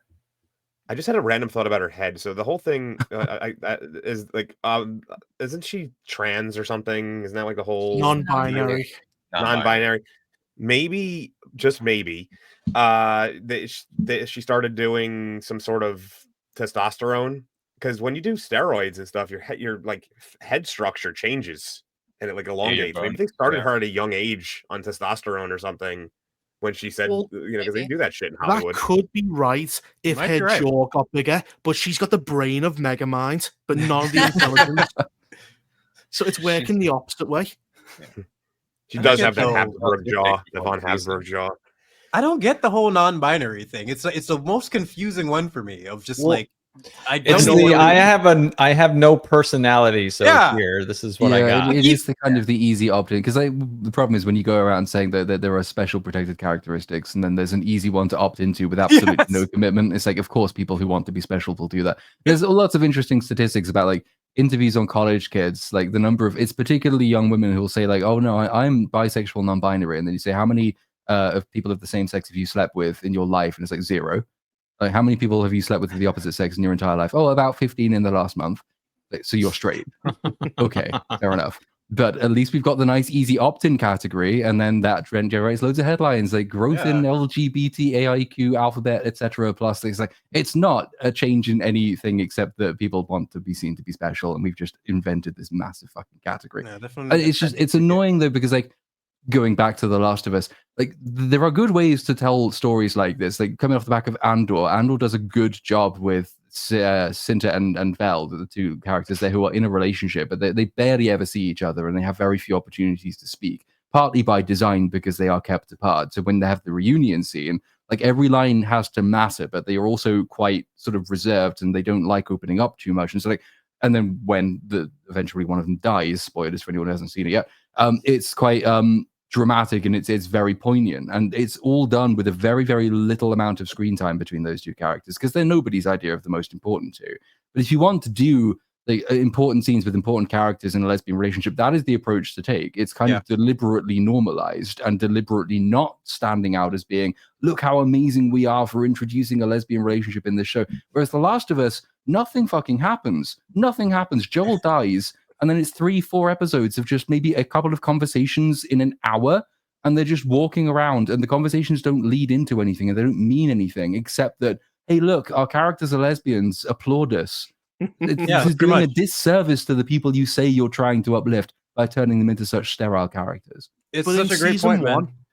Sorry, go on. No, real quick, I just say the only thing I remember about those two chicks in Andor was that their relationship was really believable, their performances were fantastic, and it wasn't distracting because it fit. It actually made sense. But in that's the way to do it. In season 1, you had the gay relationship between Bill and what's his name, which was done way better. The other bearded guy, the other gay guy. I mean, that was actually that was done 1,000 times very strong episode with the two very strong characters and a proper storyline, and because it's thematically rich, but everything about that, there's lots of information packed into every scene. I think we were talking about this behind the scenes before we started. Like the amount of information being conveyed per shot between, say, Andor and Last of Us 2, or even between that episode in The Last of Us 1 and any episode in The Last of Us 2, it's just not comparable. Nothing happens in The Last of Us 2. They are just like treading water, trying to justify this extra 2-season runtime.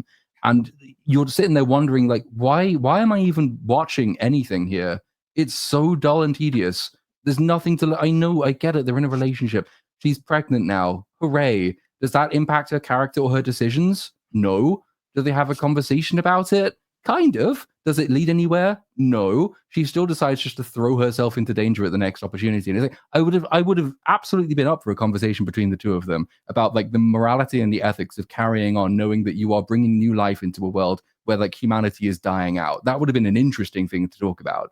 But she just says, "Oh, I'm pregnant. Oh, I'm gonna be a dad. Yeah. Okay. Well, it's dangerous. Maybe you should go back. I don't want to go back. Okay. Fair enough." Yeah, it's pathetic. Well, those are forced lines anyway, because it's not what happens in the game. And it's like, if you're going to change things from the game, you should have changed way more massive stuff that mattered, like holding off on the golf clubbing with Joel to a later part in the episode so that you could have more interesting stuff happening earlier on and hold that off to like the 7th episode, especially since you're trying to do a season 3.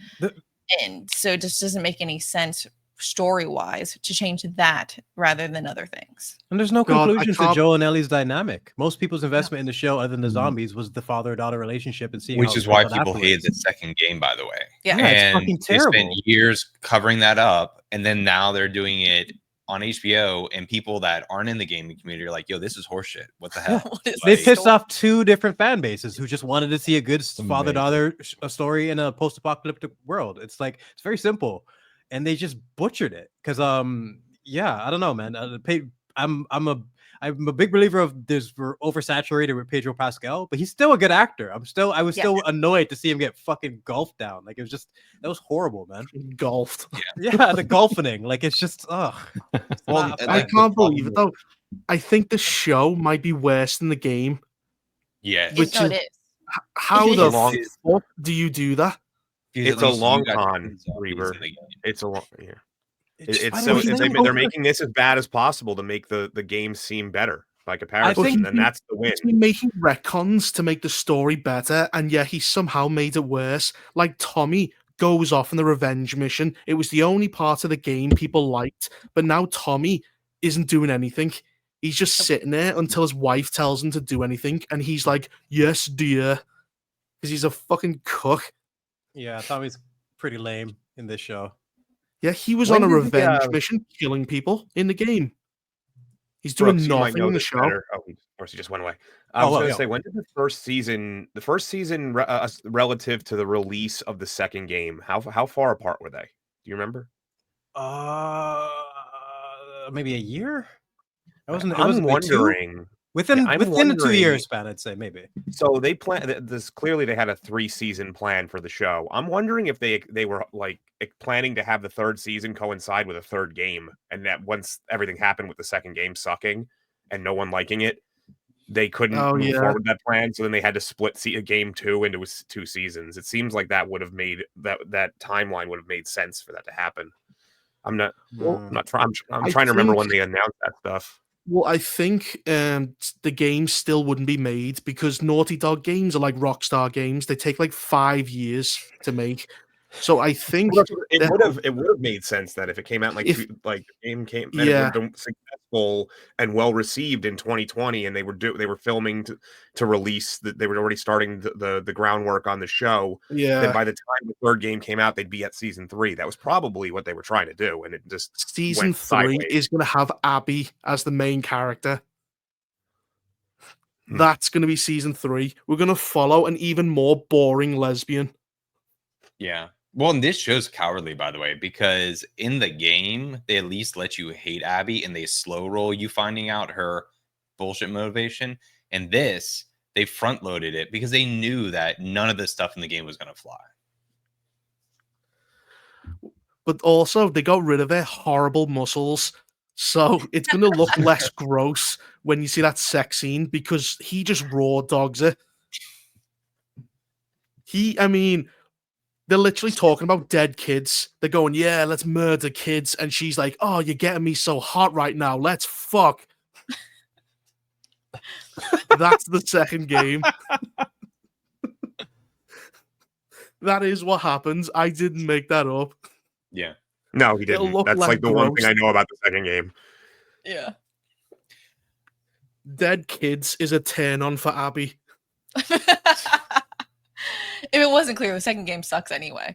There was clear decisions that should have been made when making the show to change the storyline because everyone continuously let them know they didn't like the second game.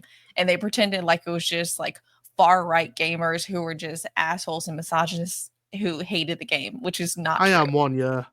And so, yeah, it seems ridiculous. Like the choices they made for the storyline that they did change didn't make it more interesting. Yeah. No, they had all this time to adjust, and they've just made things worse. Like, it's incredible. Like, Well, when you have a second chance at a story, how do you fuck it up this bad? When you have all these... it's pathetic. Yeah. I just hope Fat Geralt's in it. That's the one thing I want. Punching a trans kid. Oh, just give me that. And well, I can't they, wait. Sorry, go on. No, go ahead. Well, you got to go to the end of the show where Abby is going to be forgiven by Ellie, even though she's already killed innocent people.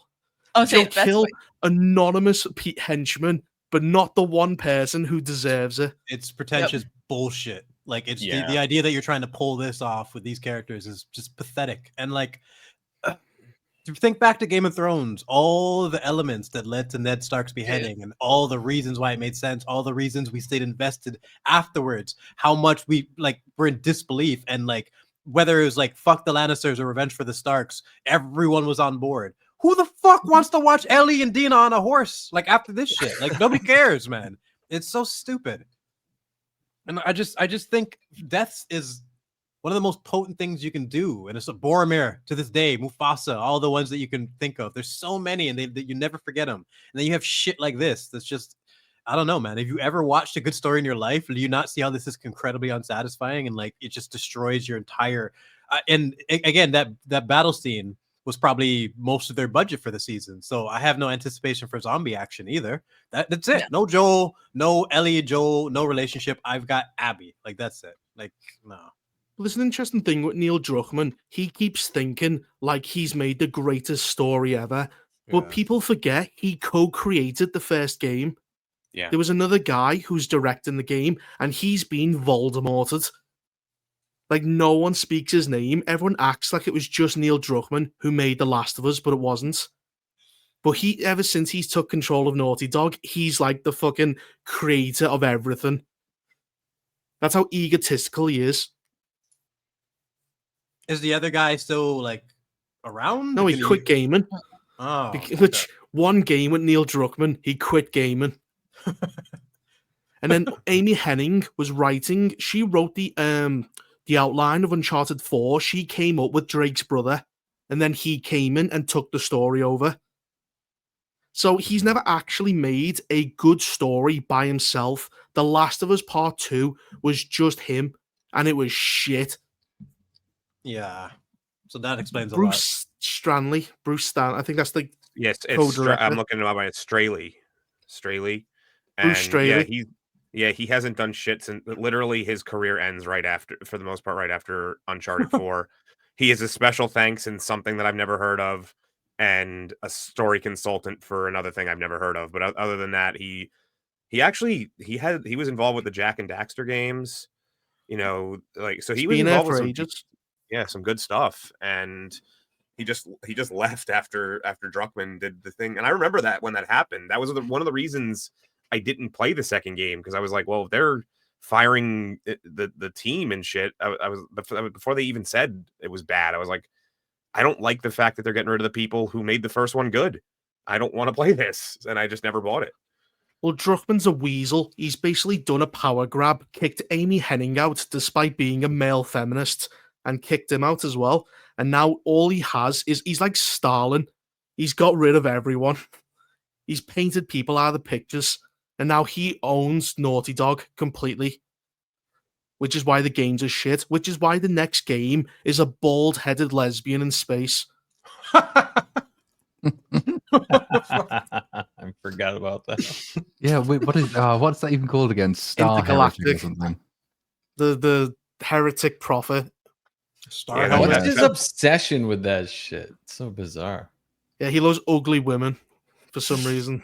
Ugly lesbian women. Apparently, even dumped Anita Sarkeesian, apparently, according to the chat. I don't remember. I haven't heard that name in a while. Good God. We have a few more topics to get to, but I mean, we can carry on with The Last of Us if you want. It's shit. It's fucking shit. Fucking awful. All right. This episode, the newest episodes, they introduced spores, which were in the game. They've put them back in the show. But for some reason, spores stay in the basement of this building. They don't go through the air ducts, and they don't go through an elevator shaft, which is open. I don't know how that works. Oh, I remember. I had almost completely forgotten they did that because everything else was so boring. But yeah, so spores, I've only played bits and pieces of the first game, and I stopped because I knew where it was going. So in the game, spores are like the primary vector of transmission, right? That's how you get. Now they've like midway through season 2, because they don't really seem to have anything else going on. They've decided suddenly, actually, no, spores now exist in the TV version as well. But you can just lock the doors on the spores and they won't get out. What? Well, in season 1, they laughed it off like it was stupid. Like, they made a whole bit about it where they're like, oh, like, don't believe everything you hear in, like, the colonies or whatever. Yeah. Why even introduce it as, like, a component of the world? Like, it was a significant part of the game that they ignored for the show. Why bring it out now? Like, Ellie needs to escape. That's why. So she can run through the spores. That's basically it. I don't know, man. They had remember the opening scenes for like episode 1 with the talk show host describing the mushrooms and the infections, like basically theorizing the entire thing. And then the Cambodian lady in the second one that was the expert on mycology. Like, they really put in work for the world building and like made it, impactful. And then they just completely ignore all that in the second one. It's like, I don't know. I thought the zombies and the clickers and just the spores themselves were going to be way more a part of the story. But you barely even see them unless they need like a big action scene. What can you do? It sucks. Yeah. Well, again, it's like Ellie has to sneak into the hospital. The hospital is full of security. She somehow sneaks past the dog, and a child-sized hole is in the wall for it to get in. They just overlooked, despite the fact that the WLF are fighting scars, which are in the nearby park, which they all know.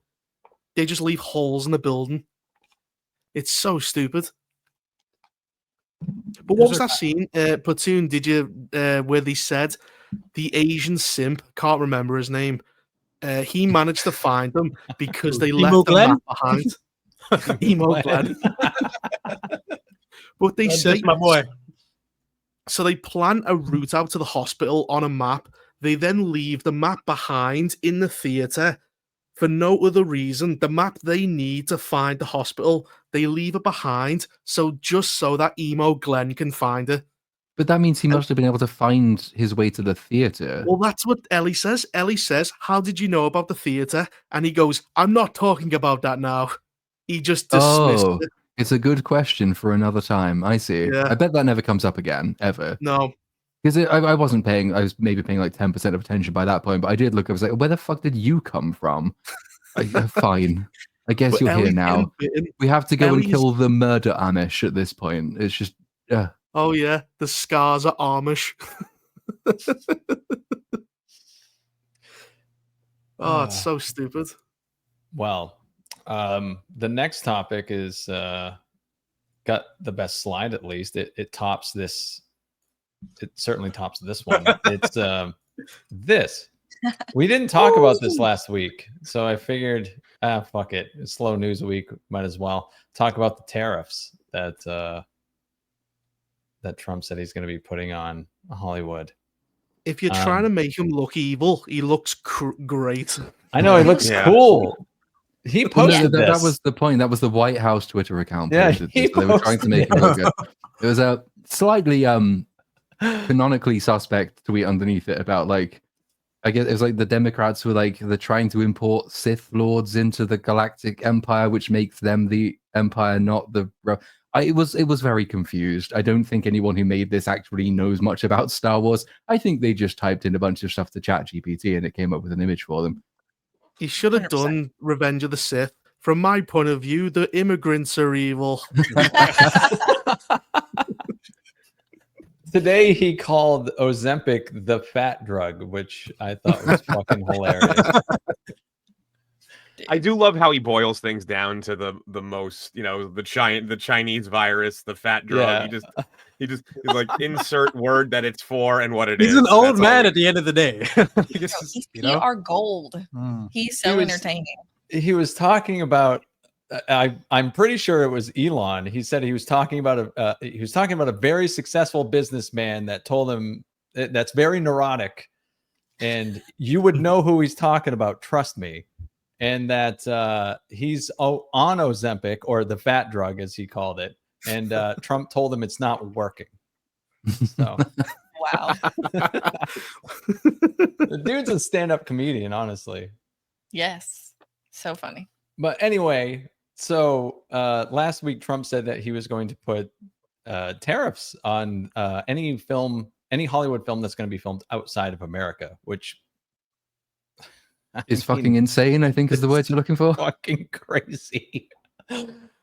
I mean, to my first gut reaction was just like, do you know how movies are made? Like, what about movies that take place like outside of America? Yeah. Like, when we want to do location shooting, or what about creativity, Mr. Trump? Like, but so there is, with tariffs, a lot of times there's little loopholes in if it's not produced, if the item is not produced in the United States, it's not under the tariff. So if it's what you're going to see is probably they're going to try to argue, well, this movie takes place here, so we can't film it in the United States. So it has to be, so they'll probably try to work around it like that.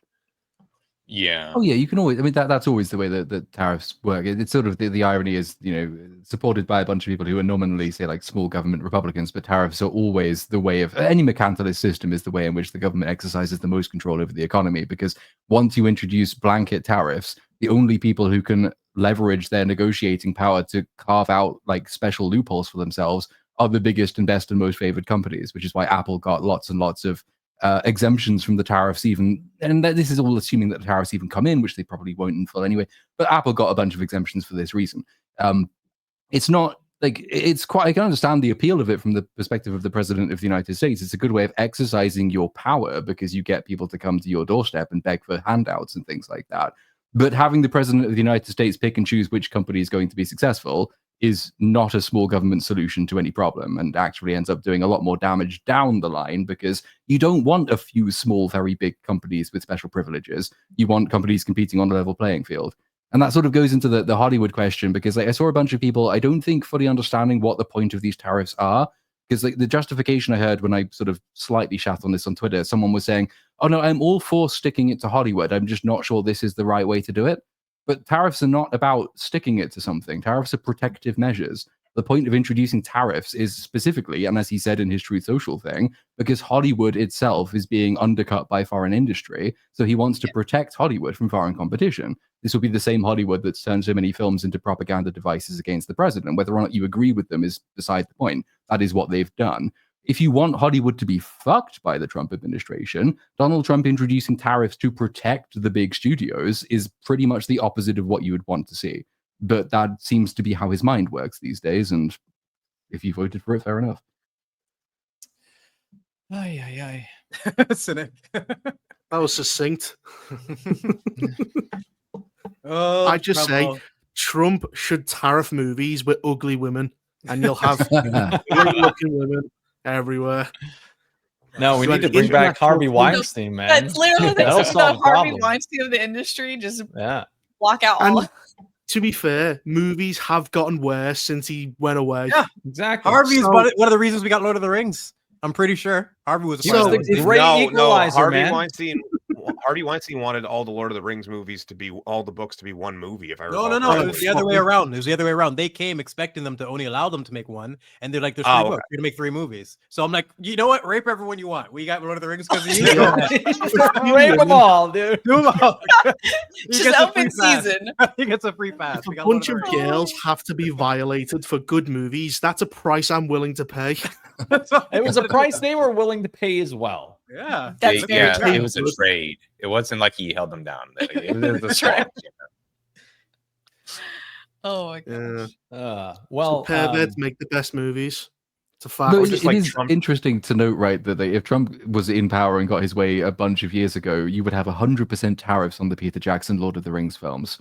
And like, is that what you want, really? Just because it's made in New Zealand, where the scenery matches, and because Weta is based there, you should charge them extra, and then in consequence, would they get made on the budget that they would then have to spend on that? It's like movies are not made good or bad necessarily depending on where they are created. It's like the reason people go abroad to make films is usually because there are lower labor regulations and there's lower cost of doing things, and you don't have to have stupid union writers, a minimum of 5 of them in every writer's room, and all the rest of this stuff. So like, if you want to have more people making more movies in Hollywood, you just lower the taxes that they have to pay to make movies in Hollywood. It's what the state of Georgia does already to attract business away from California. California doesn't put a tariff on Georgia. If California wants the business back, it should just adopt a favorable tax regime. Simple, effective, no one gets carved out. Just do that. Please do that instead. Do you think he'll drop it because he's dropped a lot of tariffs? Yeah. Yeah. It's what it'll be. Is some countries will come to the negotiation table, and he'll be like, "Okay, fine. That's what he wanted anyway." That's pretty much how. It seems how more like a threat than anything. Like he's just trying to get things moving. A lot Nobody's of times taking it too it's felt seriously. that way. Yeah. He probably does it to his kids. I'll tariff you. And I'll tariff you. I just want him to sign this shit. I just want him to do an executive order where he declares that Home Alone 2 is better than Home Alone 1 simply because he was in it. That's what I would like. Then they want to like remove him from that, like get over it. It's like 20 years ago. Well, they also there was also like contracts. The reason why they were even allowed to use the Plaza Hotels because he was the owner. The whole point of them using that was so he was like, "I'll let you use it, but I have to be in the movie." That's a sweet deal. Like, man, good deal. Yeah. I mean, Elon Musk is in Iron Man 2, isn't he? Like, I'm surprised I haven't tried to airbrush him out yet, but. No, I'm just waiting for Donald Trump to like do a carve out tariffs for Nintendo because like Baron Trump can't get his hands on a Switch 2 yet. So dude, I'm gonna have to get mine off eBay. Didn't you? I got one. I got a pre-order somehow. I don't know. I found like this dot. I might have just been scammed because it's a really small little outlet I've never heard of, but I think I've got one. Damn. Can't they I'm gonna have to eBay it. Nintendo can brick your Switch 2 if you try to download any illegal games. I think they can brick your original Switch now. Yeah. So you don't own anything. Nope. Stop me from stealing. Speaking of Weinstein and Lord of the Rings, the Lord of the Rings: The Hunt for Gollum is coming out December 17th, 2027. Why? You wanted Lord of the Rings? Here you go. Not this. Not this. We're done. We did it. It's over. It's perfect. Leave it be. I don't need this. You get this and another one. Yep, and another. Oh, we got What's Rings the of Power, and now we got this shit. Still looking for Gollum. Still can't find Gollum number 3. Where is Gollum number 4? Gollum, where are you number 5? Yeah, we had him, but he slipped out. Like, it's just, what are they Has gonna anyone do? seen Gollum? It's number 6. And then the final movie has to be, I guess we didn't find Gollum. Like, we know how Where this am ends. I? I'm lost. Number 7. Yes, that's exactly it. Like, there's no reason for this, because this is just a part of the story that doesn't need to be told. Like, it's not like Andor, where we're getting so many different components of what made the rebellion the rebellion. What the fuck's the point of this? Dude, where's my Gollum? Yeah. Well, but then you're also forgetting. Then there's all the Smeagol movies too. You got to remember that as well. Oh, is that the prequel? The Hunt Yeah, for the prequel Gollum, to the and then Gollum movies. Smeagol, the Yeah. prequel. Yeah. Does he get lost in the prequel, and then it leads into the Hunt for Gollum? I don't know what Probably. they're thinking with this, man. They can do whatever they want. That's the best part. They still got Andy Serkis with his vocals intact, and they're gonna waste it on this project. I don't get it. Didn't they approach Viggo Mortensen to come back as Aragorn, Yes. and they were going to digitally de-age him? No, He's supposed to. they need Still. to just all die. Like, like, stop, please. Like, Viggo Mortensen's Aragorn is one of the best castings of all times. That's perfect casting. He is just a legendary performance there, and he doesn't have that many lines. It's just his swag was just like, it's just, I don't know. Aragorn was perfect. I do not need to see him drag back. It's like that. But, so for Jedi Brooks, just instead of taking more money, just die. Just Yeah. go off. That Wesley Snipes meme. He's going to come behind him crying with a gun as he puts every one of them down. I have made that argument with like Johnny Depp. You know how if Heath Ledger had lived, he would have been in a third Batman movie, and the legacy of that film, The Dark Knight, would have been lowered because of it. Well, I made the argument that I wish Johnny Depp. I kind of wish Johnny Depp died after the first Pirates of the Caribbean movie. He hasn't done that much since then, and that would be a much more legendary performance. You're not wrong. I know. Like, Heath Ledger's Joker would be a meme by now, probably, with all the, you know, who knows what they would have done to it. But dying, whether it's in the story, look, Game of Thrones is a good example. The show got obliterated. For anyone, I know, Cynic, I know you're not aware of it, but it's the worst ending of all time. There's a reason it always comes up. But the characters that died, he's plenty aware of it. He just no, he's not familiar with it. But like Tywin, for example, is a character that died in the early season, so his character is intact. You still get some good completed stories, but you need death to wrap it all together. The fact that like they've screwed this up. It's all the deaths. Anyone who died in season 8, you didn't care. Like Jorah dying with a stick to the chest, Theon, all the deaths that we talk about, they just become jokes. Where if you actually respect the story, you can keep it intact. So I'm kind of with you, man. Dude, if he had died, it would have saved him all that. It would have saved him the Amber Heard drama. He would have avoided all that. Never met the bitch. Yeah. You're right. His life would have been better off ended. I'm with you.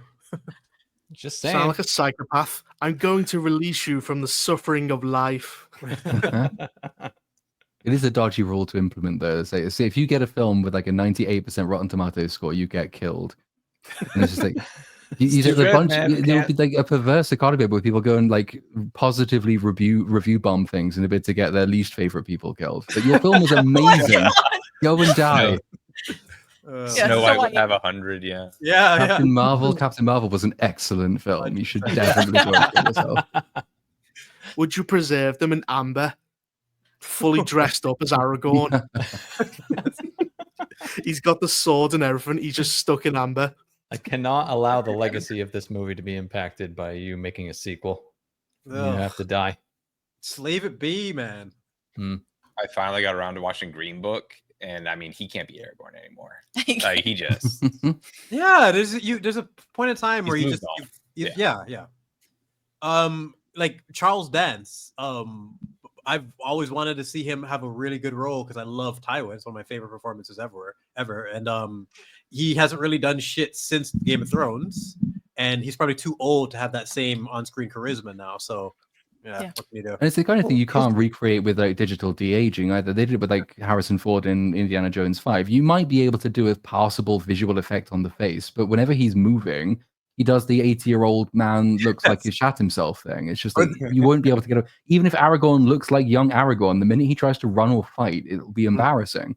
Or the delivery too. Like for Tywin example, if you're going to DH him, you're not going to get that same delivery that he had. He had that since from Alien 3. Like that was a big part of his just his persona and the swag that he brought to the table. He's not going to have that when he's like 80 something. Like look at Patrick Stewart is a good example. He's not going to have what he had as Picard when he's this ancient man now. You just lose that bass. You lose voice as well. He's lost his voice completely, and that was always one of the most powerful things with Patrick Stewart. Sounds like a living old man now. Yeah, very sounds like he's dead already. Really.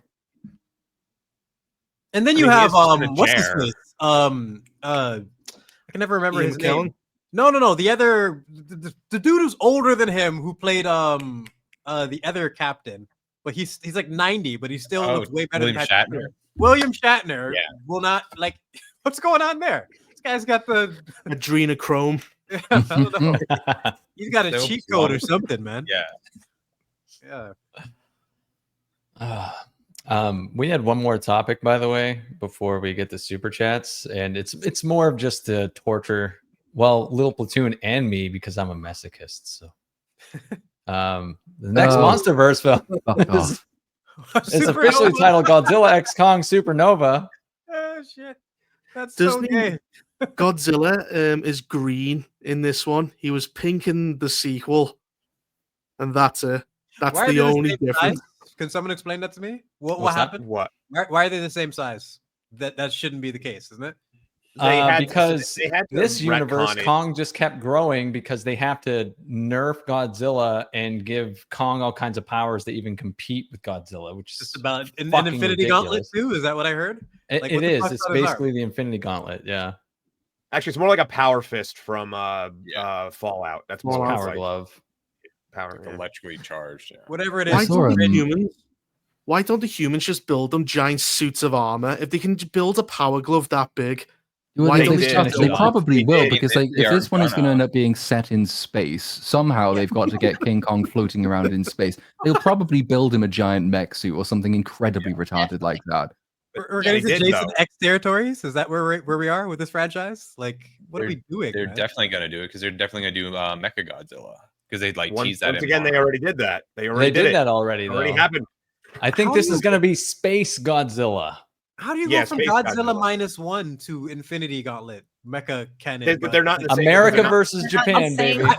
I know they're not the same, but in terms of it exists, it happened on this planet. You can watch it. You can learn from it. People still go to see this. Oh, you! I know. Somehow the last one made more money than the one before it, and then before it, it's like, oh, it stopped.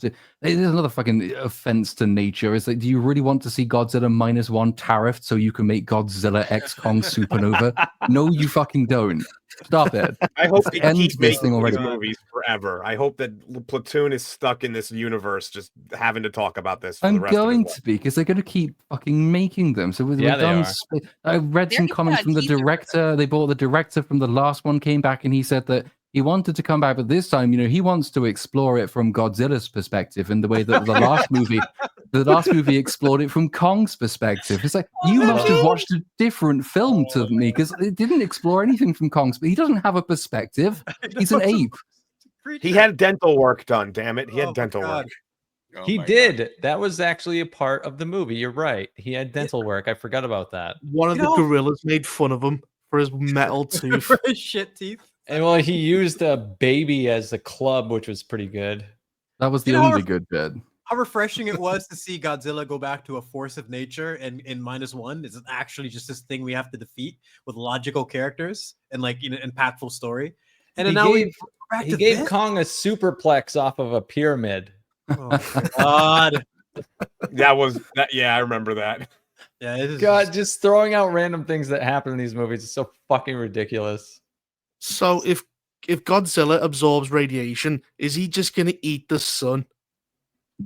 Yeah. You'd think he'd just thrive in maybe. space He'd because he's not thrive, protected yeah. by the magnetosphere or anything. It's just pure radiation up there. Just send him up there and he'll be fine. He'll just grow even bigger, and maybe that's why he's green in this one. I don't even know. They're not going to remember the rules, man. Come on.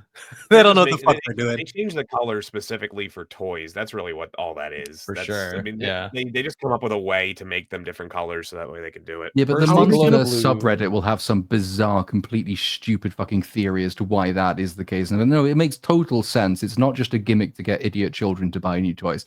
It's all like, about don't you know that it was like this in another older bad Godzilla film? Okay, then that makes it good. I think that Fantastic. the worst I've ever seen was C-3PO getting a red arm in The Rise of Skywalker so they could differentiate it from the other toys just for merch. I'm just like, okay, you're fucking pathetic. Like it's just a red arm, and then he doesn't have it towards the end of the movie. They just like forgot. Tons of fanfares go nowhere. Nowhere. It's fucking just merch. And this is clearly, and I'm looking at this like, okay, you want to make money, kids like monsters, I get it.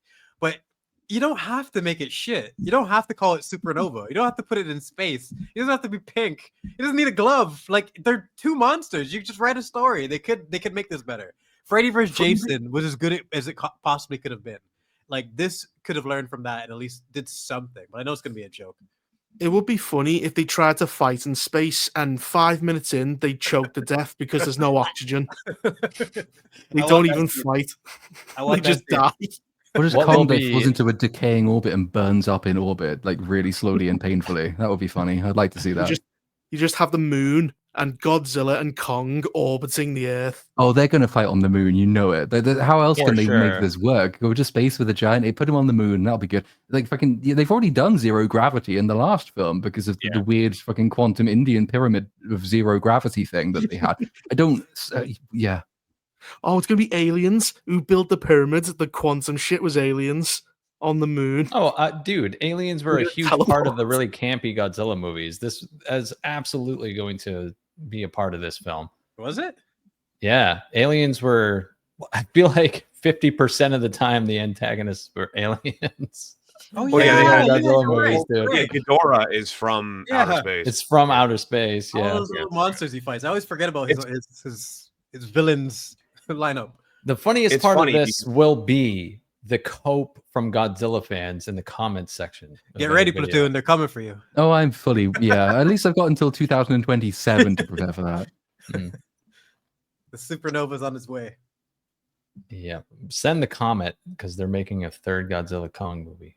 It's fine. It could be dumb fun. It's fine if it's dumb fun as long as you acknowledge that it is both dumb and fun. The problem is when all the people come around saying, no, you don't get it. It's actually incredible. And also, why are you comparing it to Godzilla -1? Obviously, it's not supposed to be as good as that film because it's not? good. What? Oh, fucking hell. That gets There's so exhausting. certain fandoms that will defend anything, and the Godzilla one is one of those fandoms. It's just how Yeah. it is with fandoms.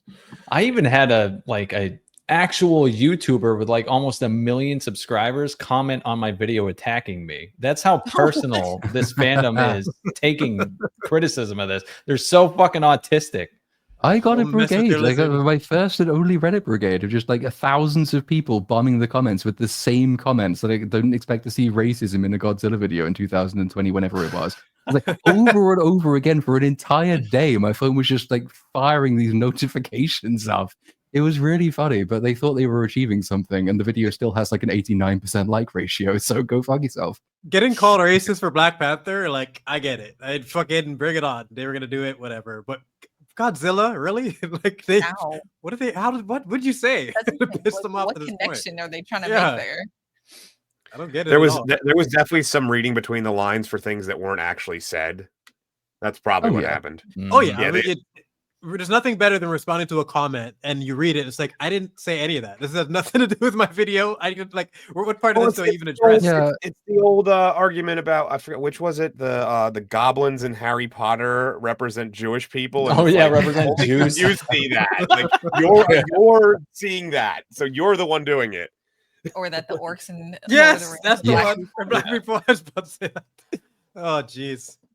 To be fair, a lot of the Urukai under there were black, like in terms of the cast, which I find funny in terms of that. But no, they were supposed to be. Like, come on, they're fucking Oh, like, ugh. So yeah, this will be fun. Yep, that'll be a great time. Looking forward to that in a couple of years. But I had another topic, but even I don't give a fuck about it. So now I'm curious. Supergirl one. It was Supergirl rap filming. Does anyone care? No. Want me to sum this up really quickly for you? Sure. Yeah. Wait, is that one way too fucking quick after the Superman movie? Don't do this. Stop it. Don't wrap up. Push it back by 3 years. Superman is successful. The movie could completely be a disaster. Why would they even make this? I know. I thought that was pretty ballsy. Even if it is successful, you have to let Superman percolate for a little while before bringing Supergirl into the fray. You can't push it back by 2 years minimum. That's a good point. She's in the end credit scene, isn't she? No, she's in the end of the movie. Yeah. She's she's the end of the film. So what does she do? She does Supergirl shit. She probably saves his life or something. Yeah, he gets his ass whoop and she wins the day. I don't know, man. Fuck his dog. I'm not excited for any of these things, man. The dog will be in this movie as well. So is that supposed to be Wonder Woman below her down there? Is that what? That's why I was asking. It looks like Wanda. Like, what's she doing there? Scarlet Witch. I think that's Wonder Woman. Supergirl on a piece of Krypton that blew up, which I don't know how you even survive. She was on a colony. She was on a colony. Yeah, she wasn't. She's not technically. She was. I forget which one. Oh, James Gunn's a liar. He said he was on Krypton. How'd the dog survive? I mean, he probably just doesn't know. I mean, maybe for their version, but how does someone explain the dog to me? Like, how did he survive? He's with Superman because he's a dog. They can't kill him. No. I mean, didn't Superman come to Earth? Didn't this whole planet get destroyed? I'm not a Superman expert. I don't know too much about it. What if this whole planet got destroyed? What if Kal-El's parents were Korean and he went, "Here's a little snack on the way." Put Krypton. Beautiful. Kal-El, no. Who is it playing? Is it Millie Alcock playing Supergirl? Yeah. Yes.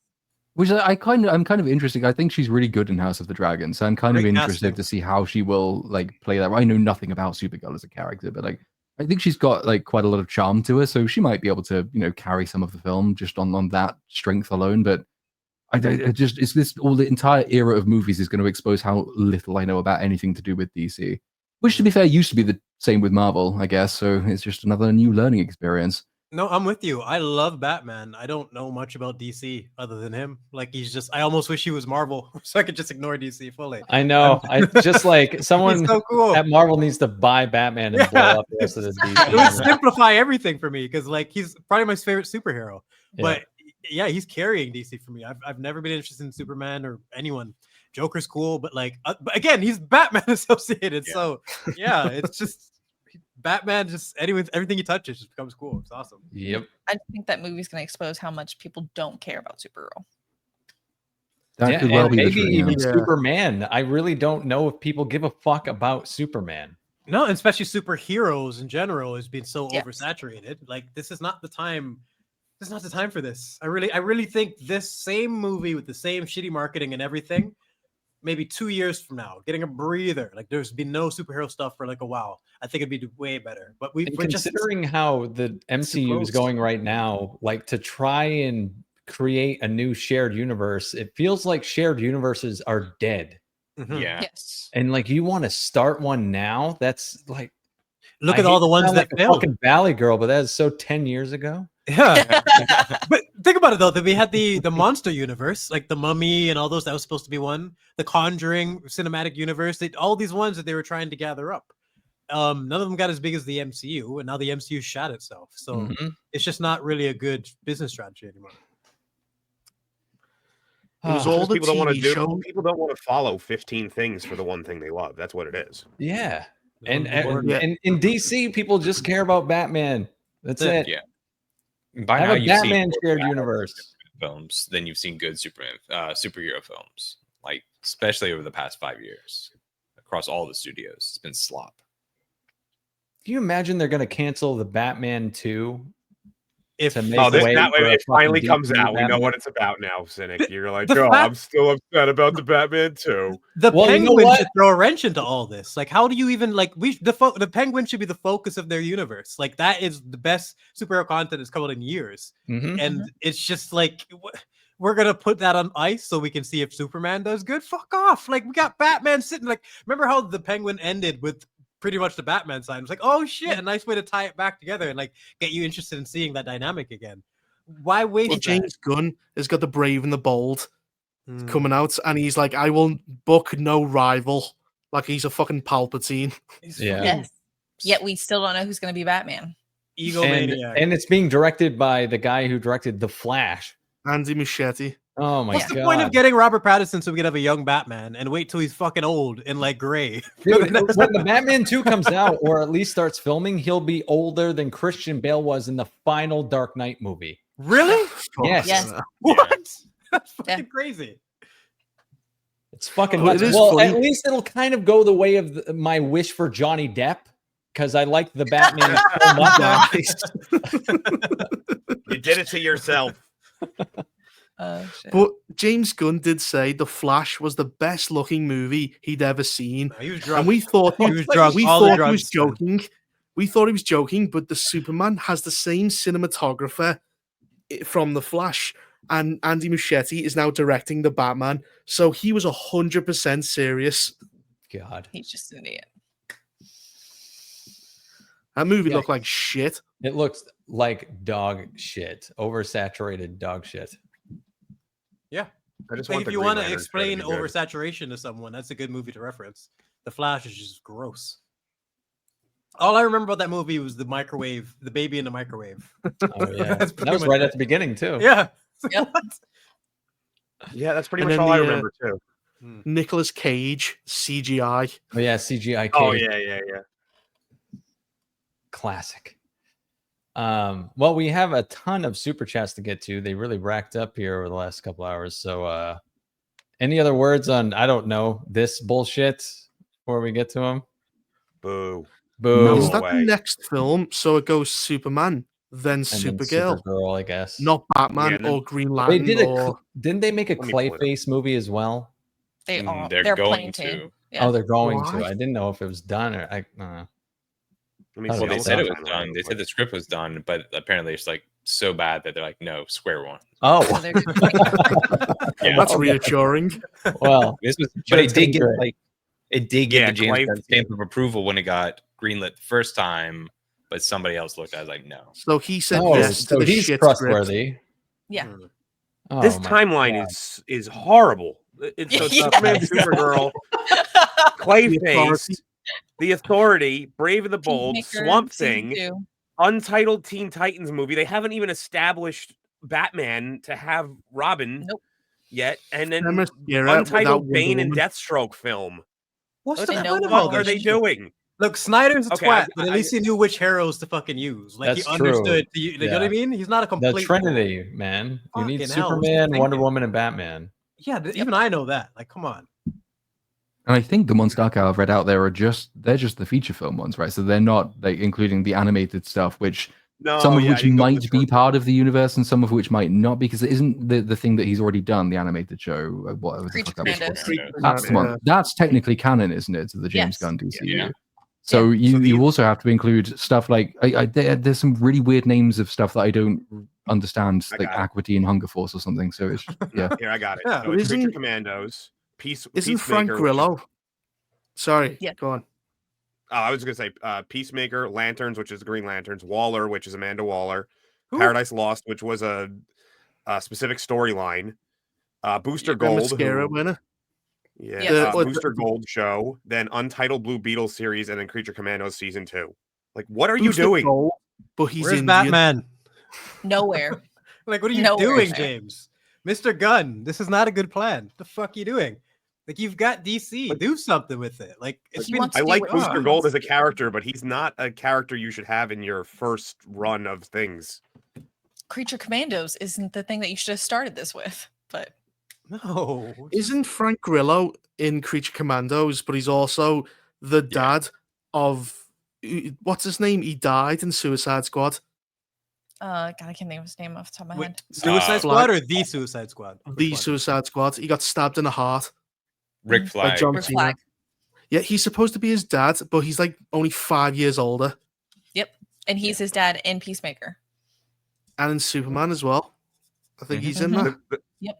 So the crazy thing is, so they haven't introduced Batman. They're not introducing Batman, but they're going right to using things that have Robin. They're doing a storyline. Paradise Lost was a storyline that takes place before Wonder Woman was born in Themyscira, and it was about like how they became an all-female race. And so like they're not even introducing Wonder Woman before they do that. It's what the fuck are you doing? Seriously. They think that people are more interested in her world building than her. Like, is that what I'm hearing? Yeah. What the fuck? There's no thought process, by the way. Yeah, there's just nothing here. This is just what James Gunn wants to make, and so he's going with that.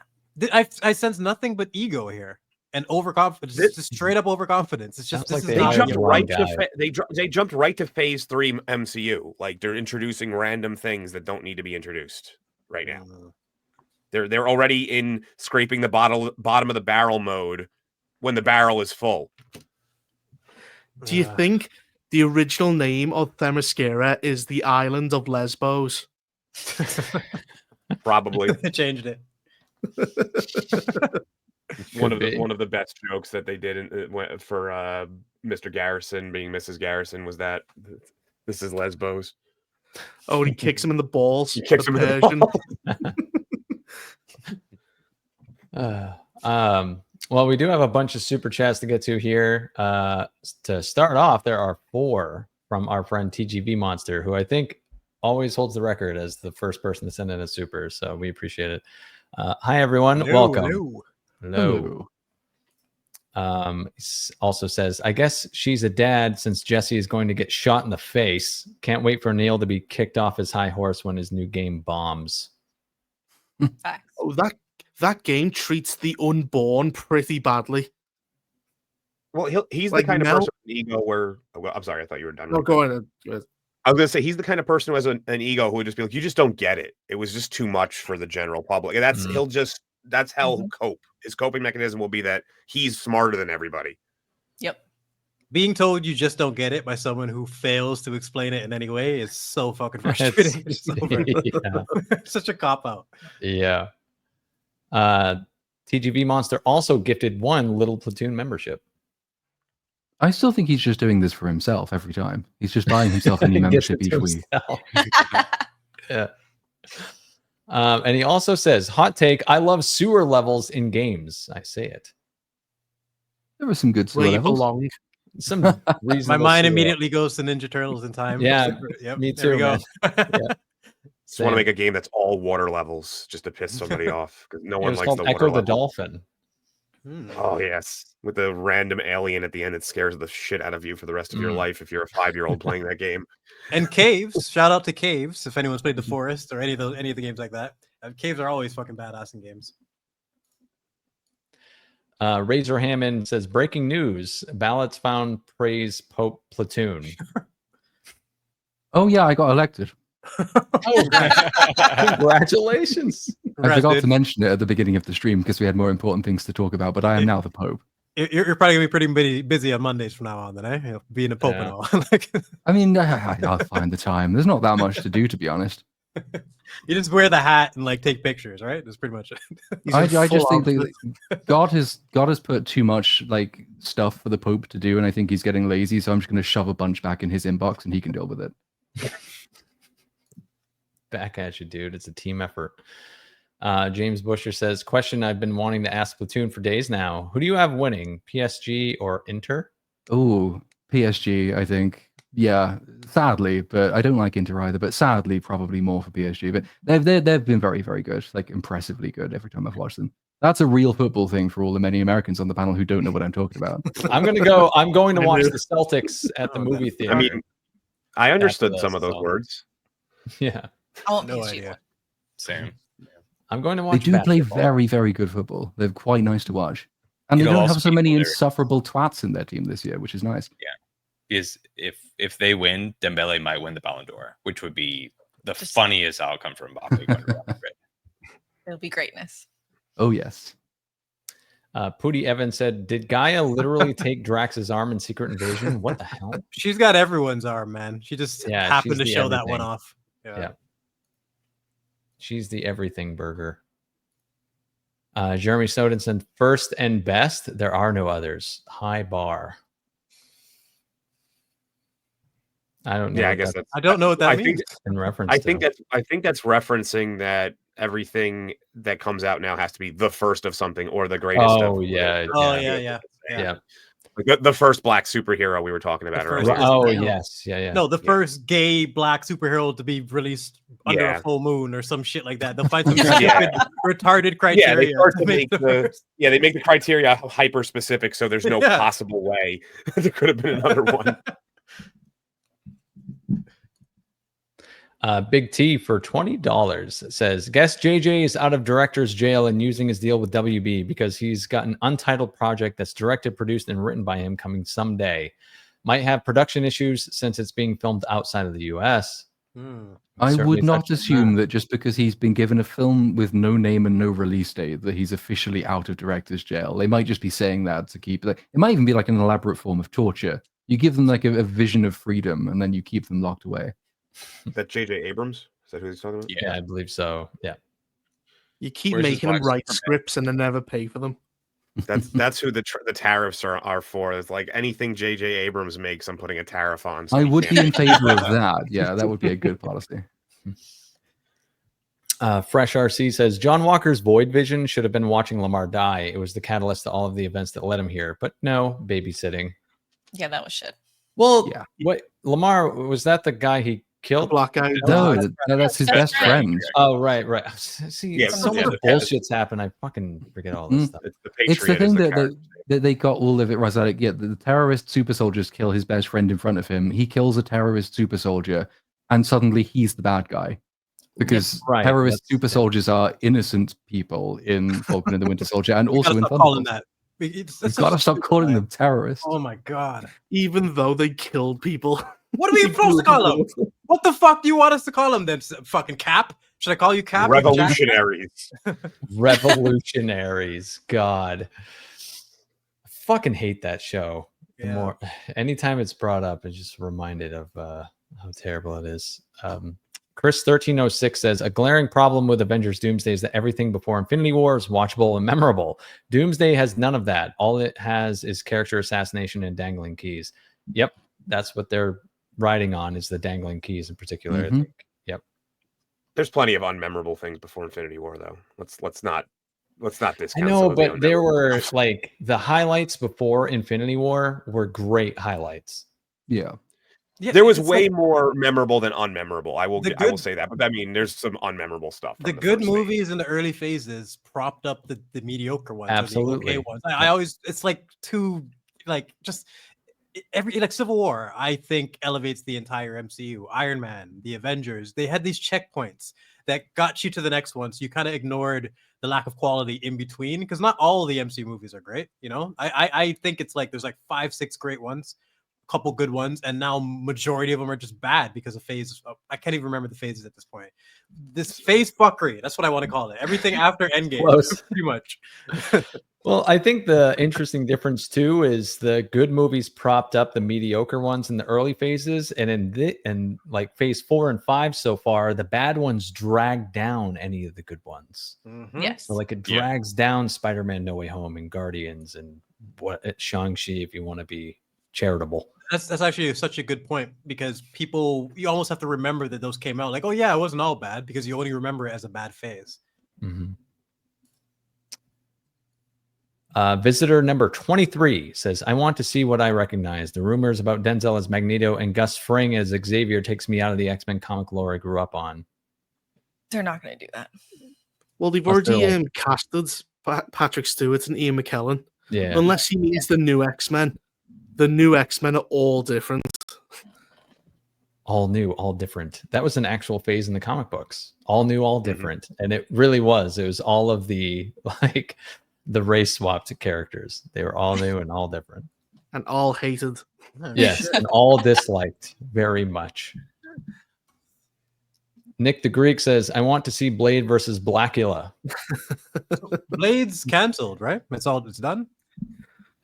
It's not officially confirmed, but yeah, it's basically allegedly. Yeah. Only one Blade. Only ever going to be one Blade. Maybe. Why don't they just bring back Wesley Snipes? Old man Might as well. They did. If they're gonna do like a Logan type thing, I wouldn't mind it. Yep.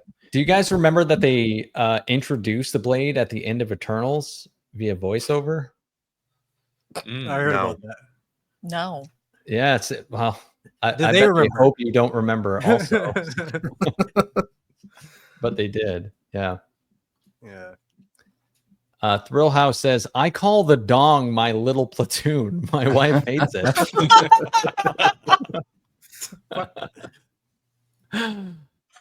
All right. Hostman's Lounge says Ellie's gay, by the way. Oh, We know. We've Ah. had 5 episodes of it. Mm-hmm. Uh-huh. She makes me wish there was a conversion camp I could send her to.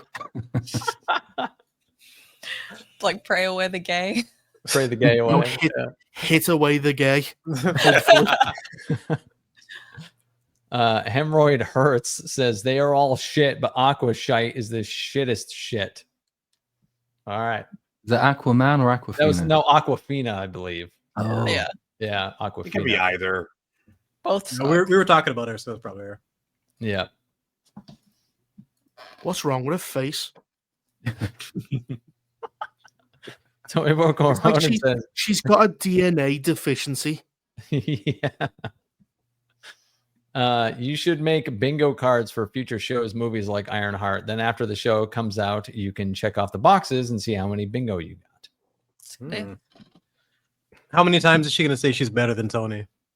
Like at least 4 times.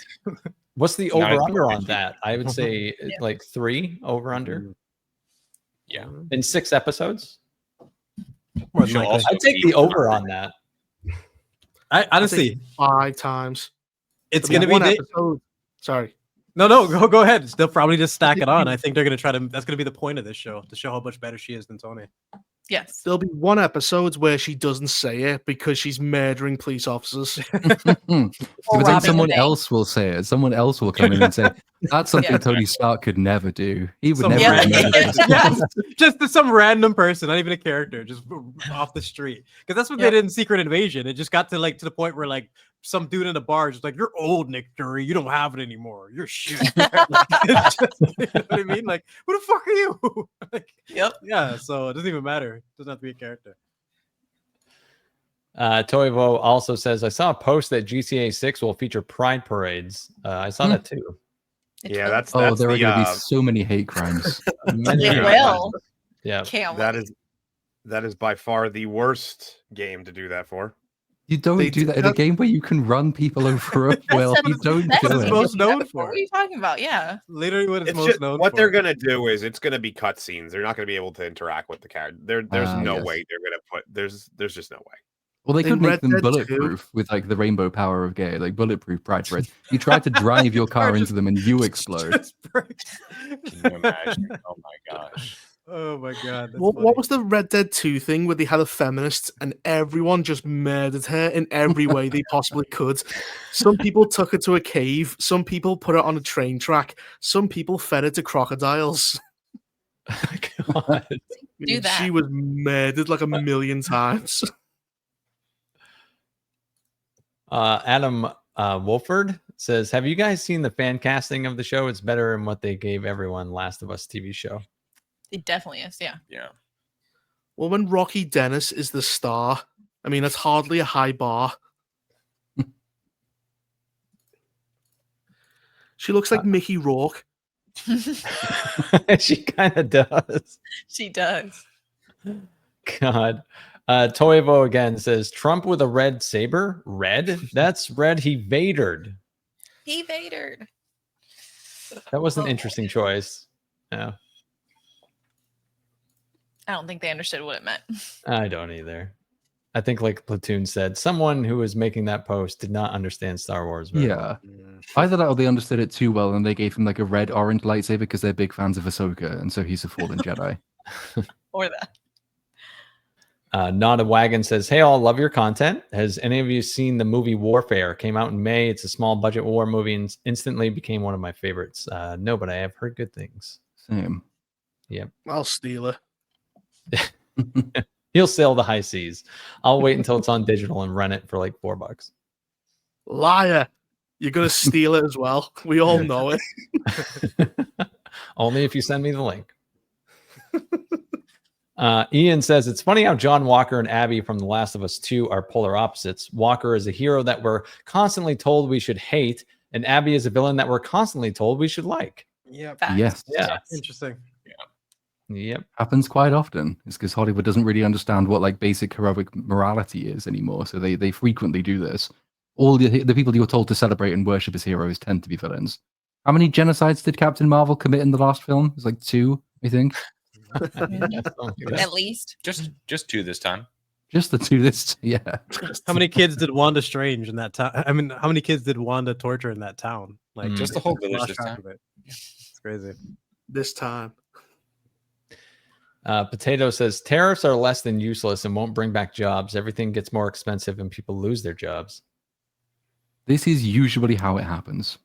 There may be some grand planet, maybe not this time, who knows, but that's generally what the economic science would tell you. Sly Jester says, what's a song you'd like to see a fight scene set to? For example, I'd love to see a nobody-styled fight scene set to It's a Mistake by Men at Work. That's Gave our Electric 6. I was thinking that. Yeah. That'd be fucking great. She's simply irresistible. Oh, yeah. Oh my god! That for the Weinstein documentary, yeah. Yeah. The new Kanye song. Oh my god! Did you have one, Platoon? No, I was sort of weirdly enough. I was thinking of Gay Bar. Yeah. Oh yeah, that is a really good one. Yeah.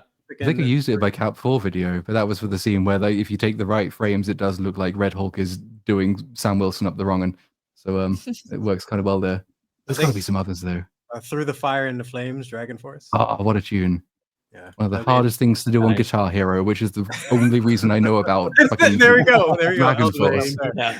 I feel like so many games like that, I think it's pretty awesome because they introduce to songs that you never would have been introduced to just because you didn't grow up at the right time. And I played the shit out of Dragon Force. It's my sister and my grandfather played the guitar. I had no musical talent, so Guitar Hero was all I could do. Dragon Balls D says, starting to wonder if these shows are all sponsored by a flooring company because it's nothing but scissoring carpet.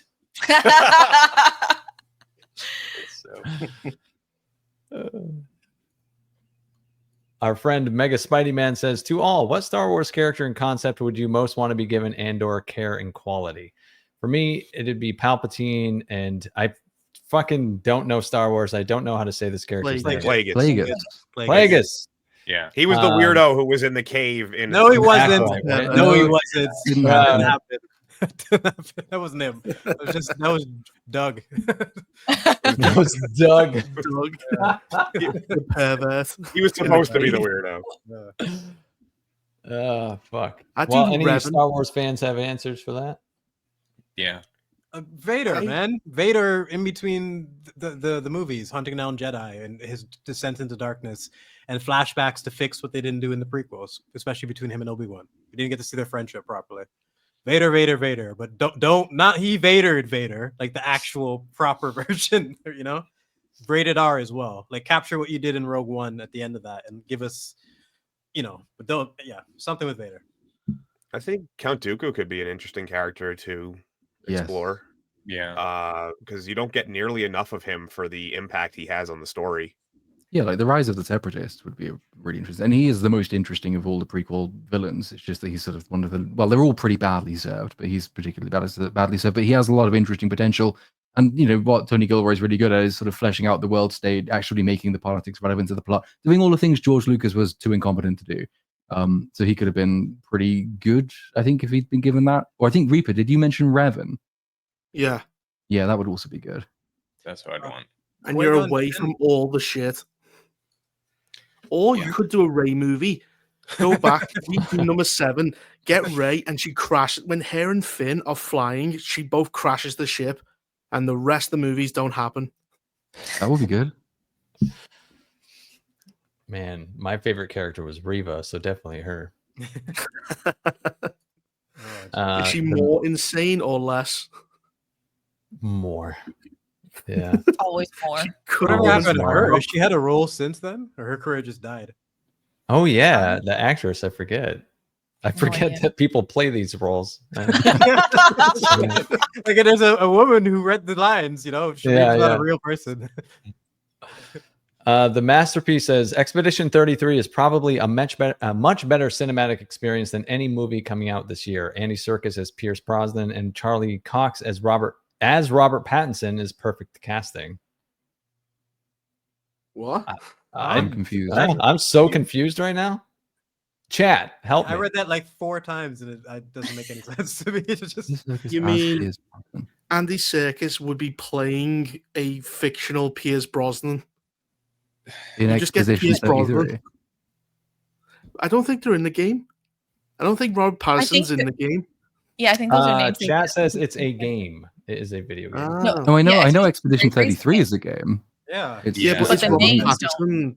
Yeah, that's one.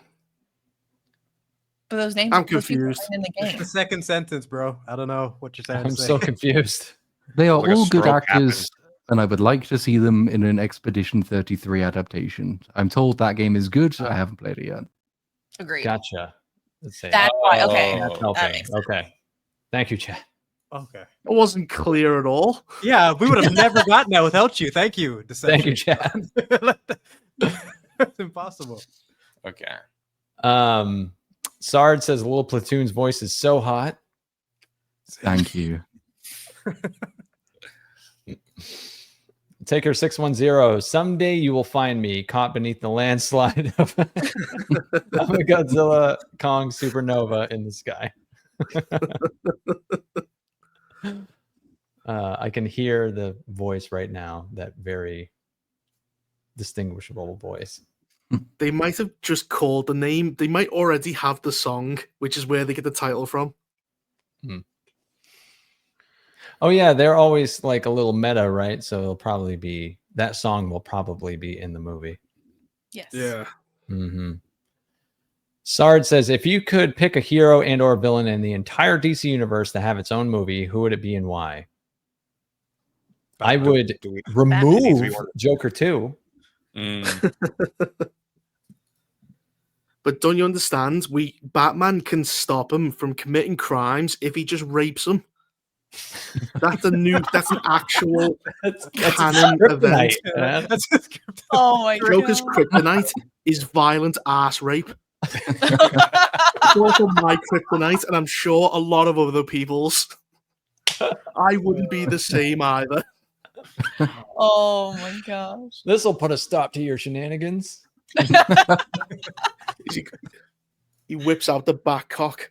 I'm gonna be thinking about this if I ever see their scenes in The Dark Knight again. They're fucking His utility belt. He's got a vibrator, a butt plug. He's got a Joker specific utility belt. This parody had to be made at some point. Vince McMahon, he names the dildos after his wrestlers. Oh no! Yeah, they're calling this one the Undertaker. This is that when I fucking heard that, Vince. It's one of those things. You ever hear something like that, and it's just like you instantly believe it. That sounds exactly like something. Yeah, of course we do that. I didn't need it. I didn't need a second check it. I don't need no other sources. Like I will take that rumor and live with it for sure. That rumor is definitely fact. Definitely. See what Are we actually answering the question or no? I'm just curious. Yeah, Batman. Batman. Did we? I can't even remember. Well, I would assume that the question would also would want people that haven't had movies. Mr. Freeze would be a good one. Wait, okay, you know what? Mr. Freeze, played by Arnold again, but serious again. A serious take, like Again. 100% serious take, and let's see it like the complete opposite. I want to Don't see make a joke like, out of it. I want to see a Mr. Freeze starring Arnold, like Johnny Cash was in his final days in those albums. Like, really like an older punished Freeze. Yes, is what we're after. Yes, that's what I'd like to see. Called Thawed. Mr. Freeze unthawed. There's a final super chat here. RDH Raging D-head. Make sure you get over to New Black Street tonight. We're trying to send Kata and Atreus to FatCon. That's a horrible sentence. What the fuck is? I'm not sure I understand it, but it sounds mean. So FatCon is an actual convention in America that they celebrate being fat. Oh, they celebrate. So they're anti-Ozempic. Yes. Yeah. Okay. Is it like an earthquake when everyone walks around? Does the ground shake? Richter scale is they don't active. walk.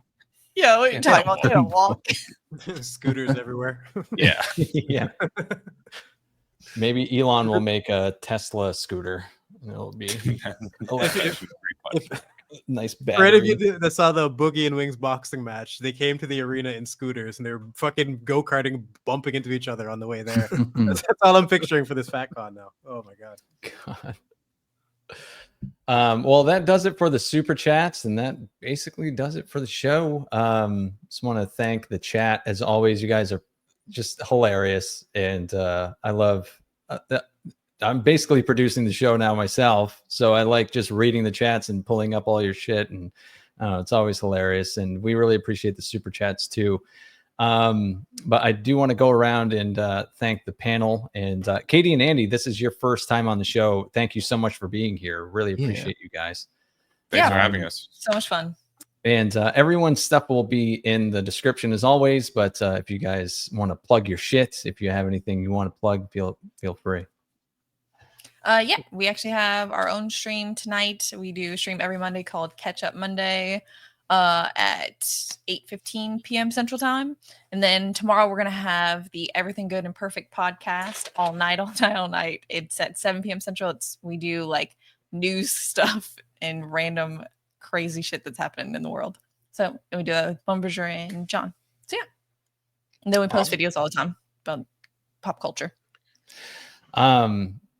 And Dark Hour, my friend, thanks for coming on, What's dude. up? Oh, not a problem. I don't think I'm gonna pitch my stuff too much because people know me around here, so They do. They do. So yeah, you know where to find me if you want to watch my videos and stuff. Yeah. Dark Hour makes fucking hilarious videos, as everyone in this chat probably knows. So you know where to find him, and links in the description if you do not. But no, thanks for coming on, man. It's always good to see you and chat with you.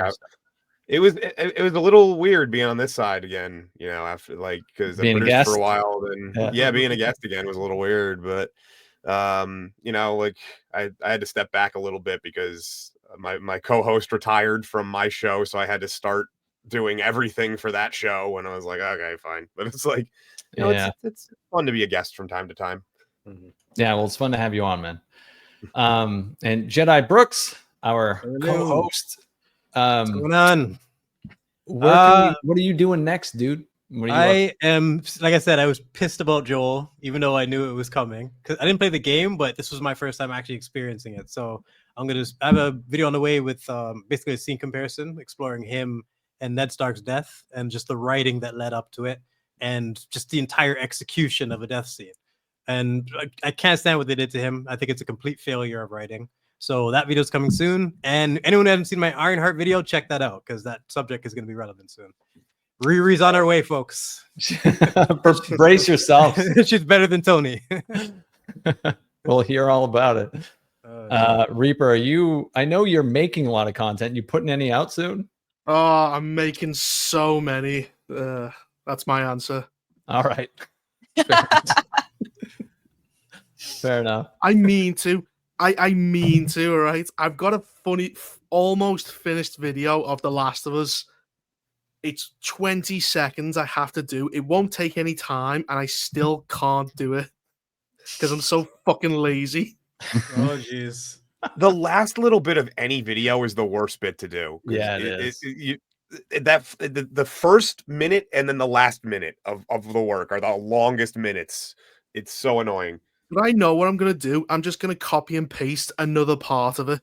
I know what's going to happen. It'll take me 2 seconds, but I won't do it because I'm a lazy just bastard. Know yourself at least, dude.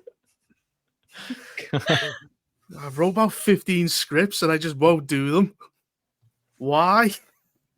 Nobody knows. Anyway, that's my Monday. Well, I'm sure we'll be back next Monday, and maybe something will come out, but maybe not. Probably not. Probably not. Probably not. Platoon, what are you up to? Oh, such a similar position. I just have so much on and so much to do. And I've got loads of things that are nearly finished, but not quite finished. And I haven't had time to finish any of them. And there's so many of them that they're so just annoying. But in theory, maybe Thunderbolts mini second channel video tomorrow. Then I have to finish a fucking Minecraft video, which is like in a really good position. It's basically been done for ages. And I haven't done the last 10 minutes. And I can't be asked, but it's also nearly done. So I'll probably do that, and then it'll be the main Thunderbolts video. And whether they all come out this week or over the course of a month, who the fuck knows? But some stuff will be out at some point. I am doing I'm releasing a compilation of my MCU Phase 5 Sucks series, and my Thunderbolts review will be in that video. That'll be the new material. So I guess we're all up to stuff, but only a certain number of us will actually release things. So with that said, I suppose you will see us all next week, though. So Platoon, I'll let you take us out of here. Yes, thank you again for coming, everybody. See you in a week or so. Bye-bye. Bye. Peace. Fuck you.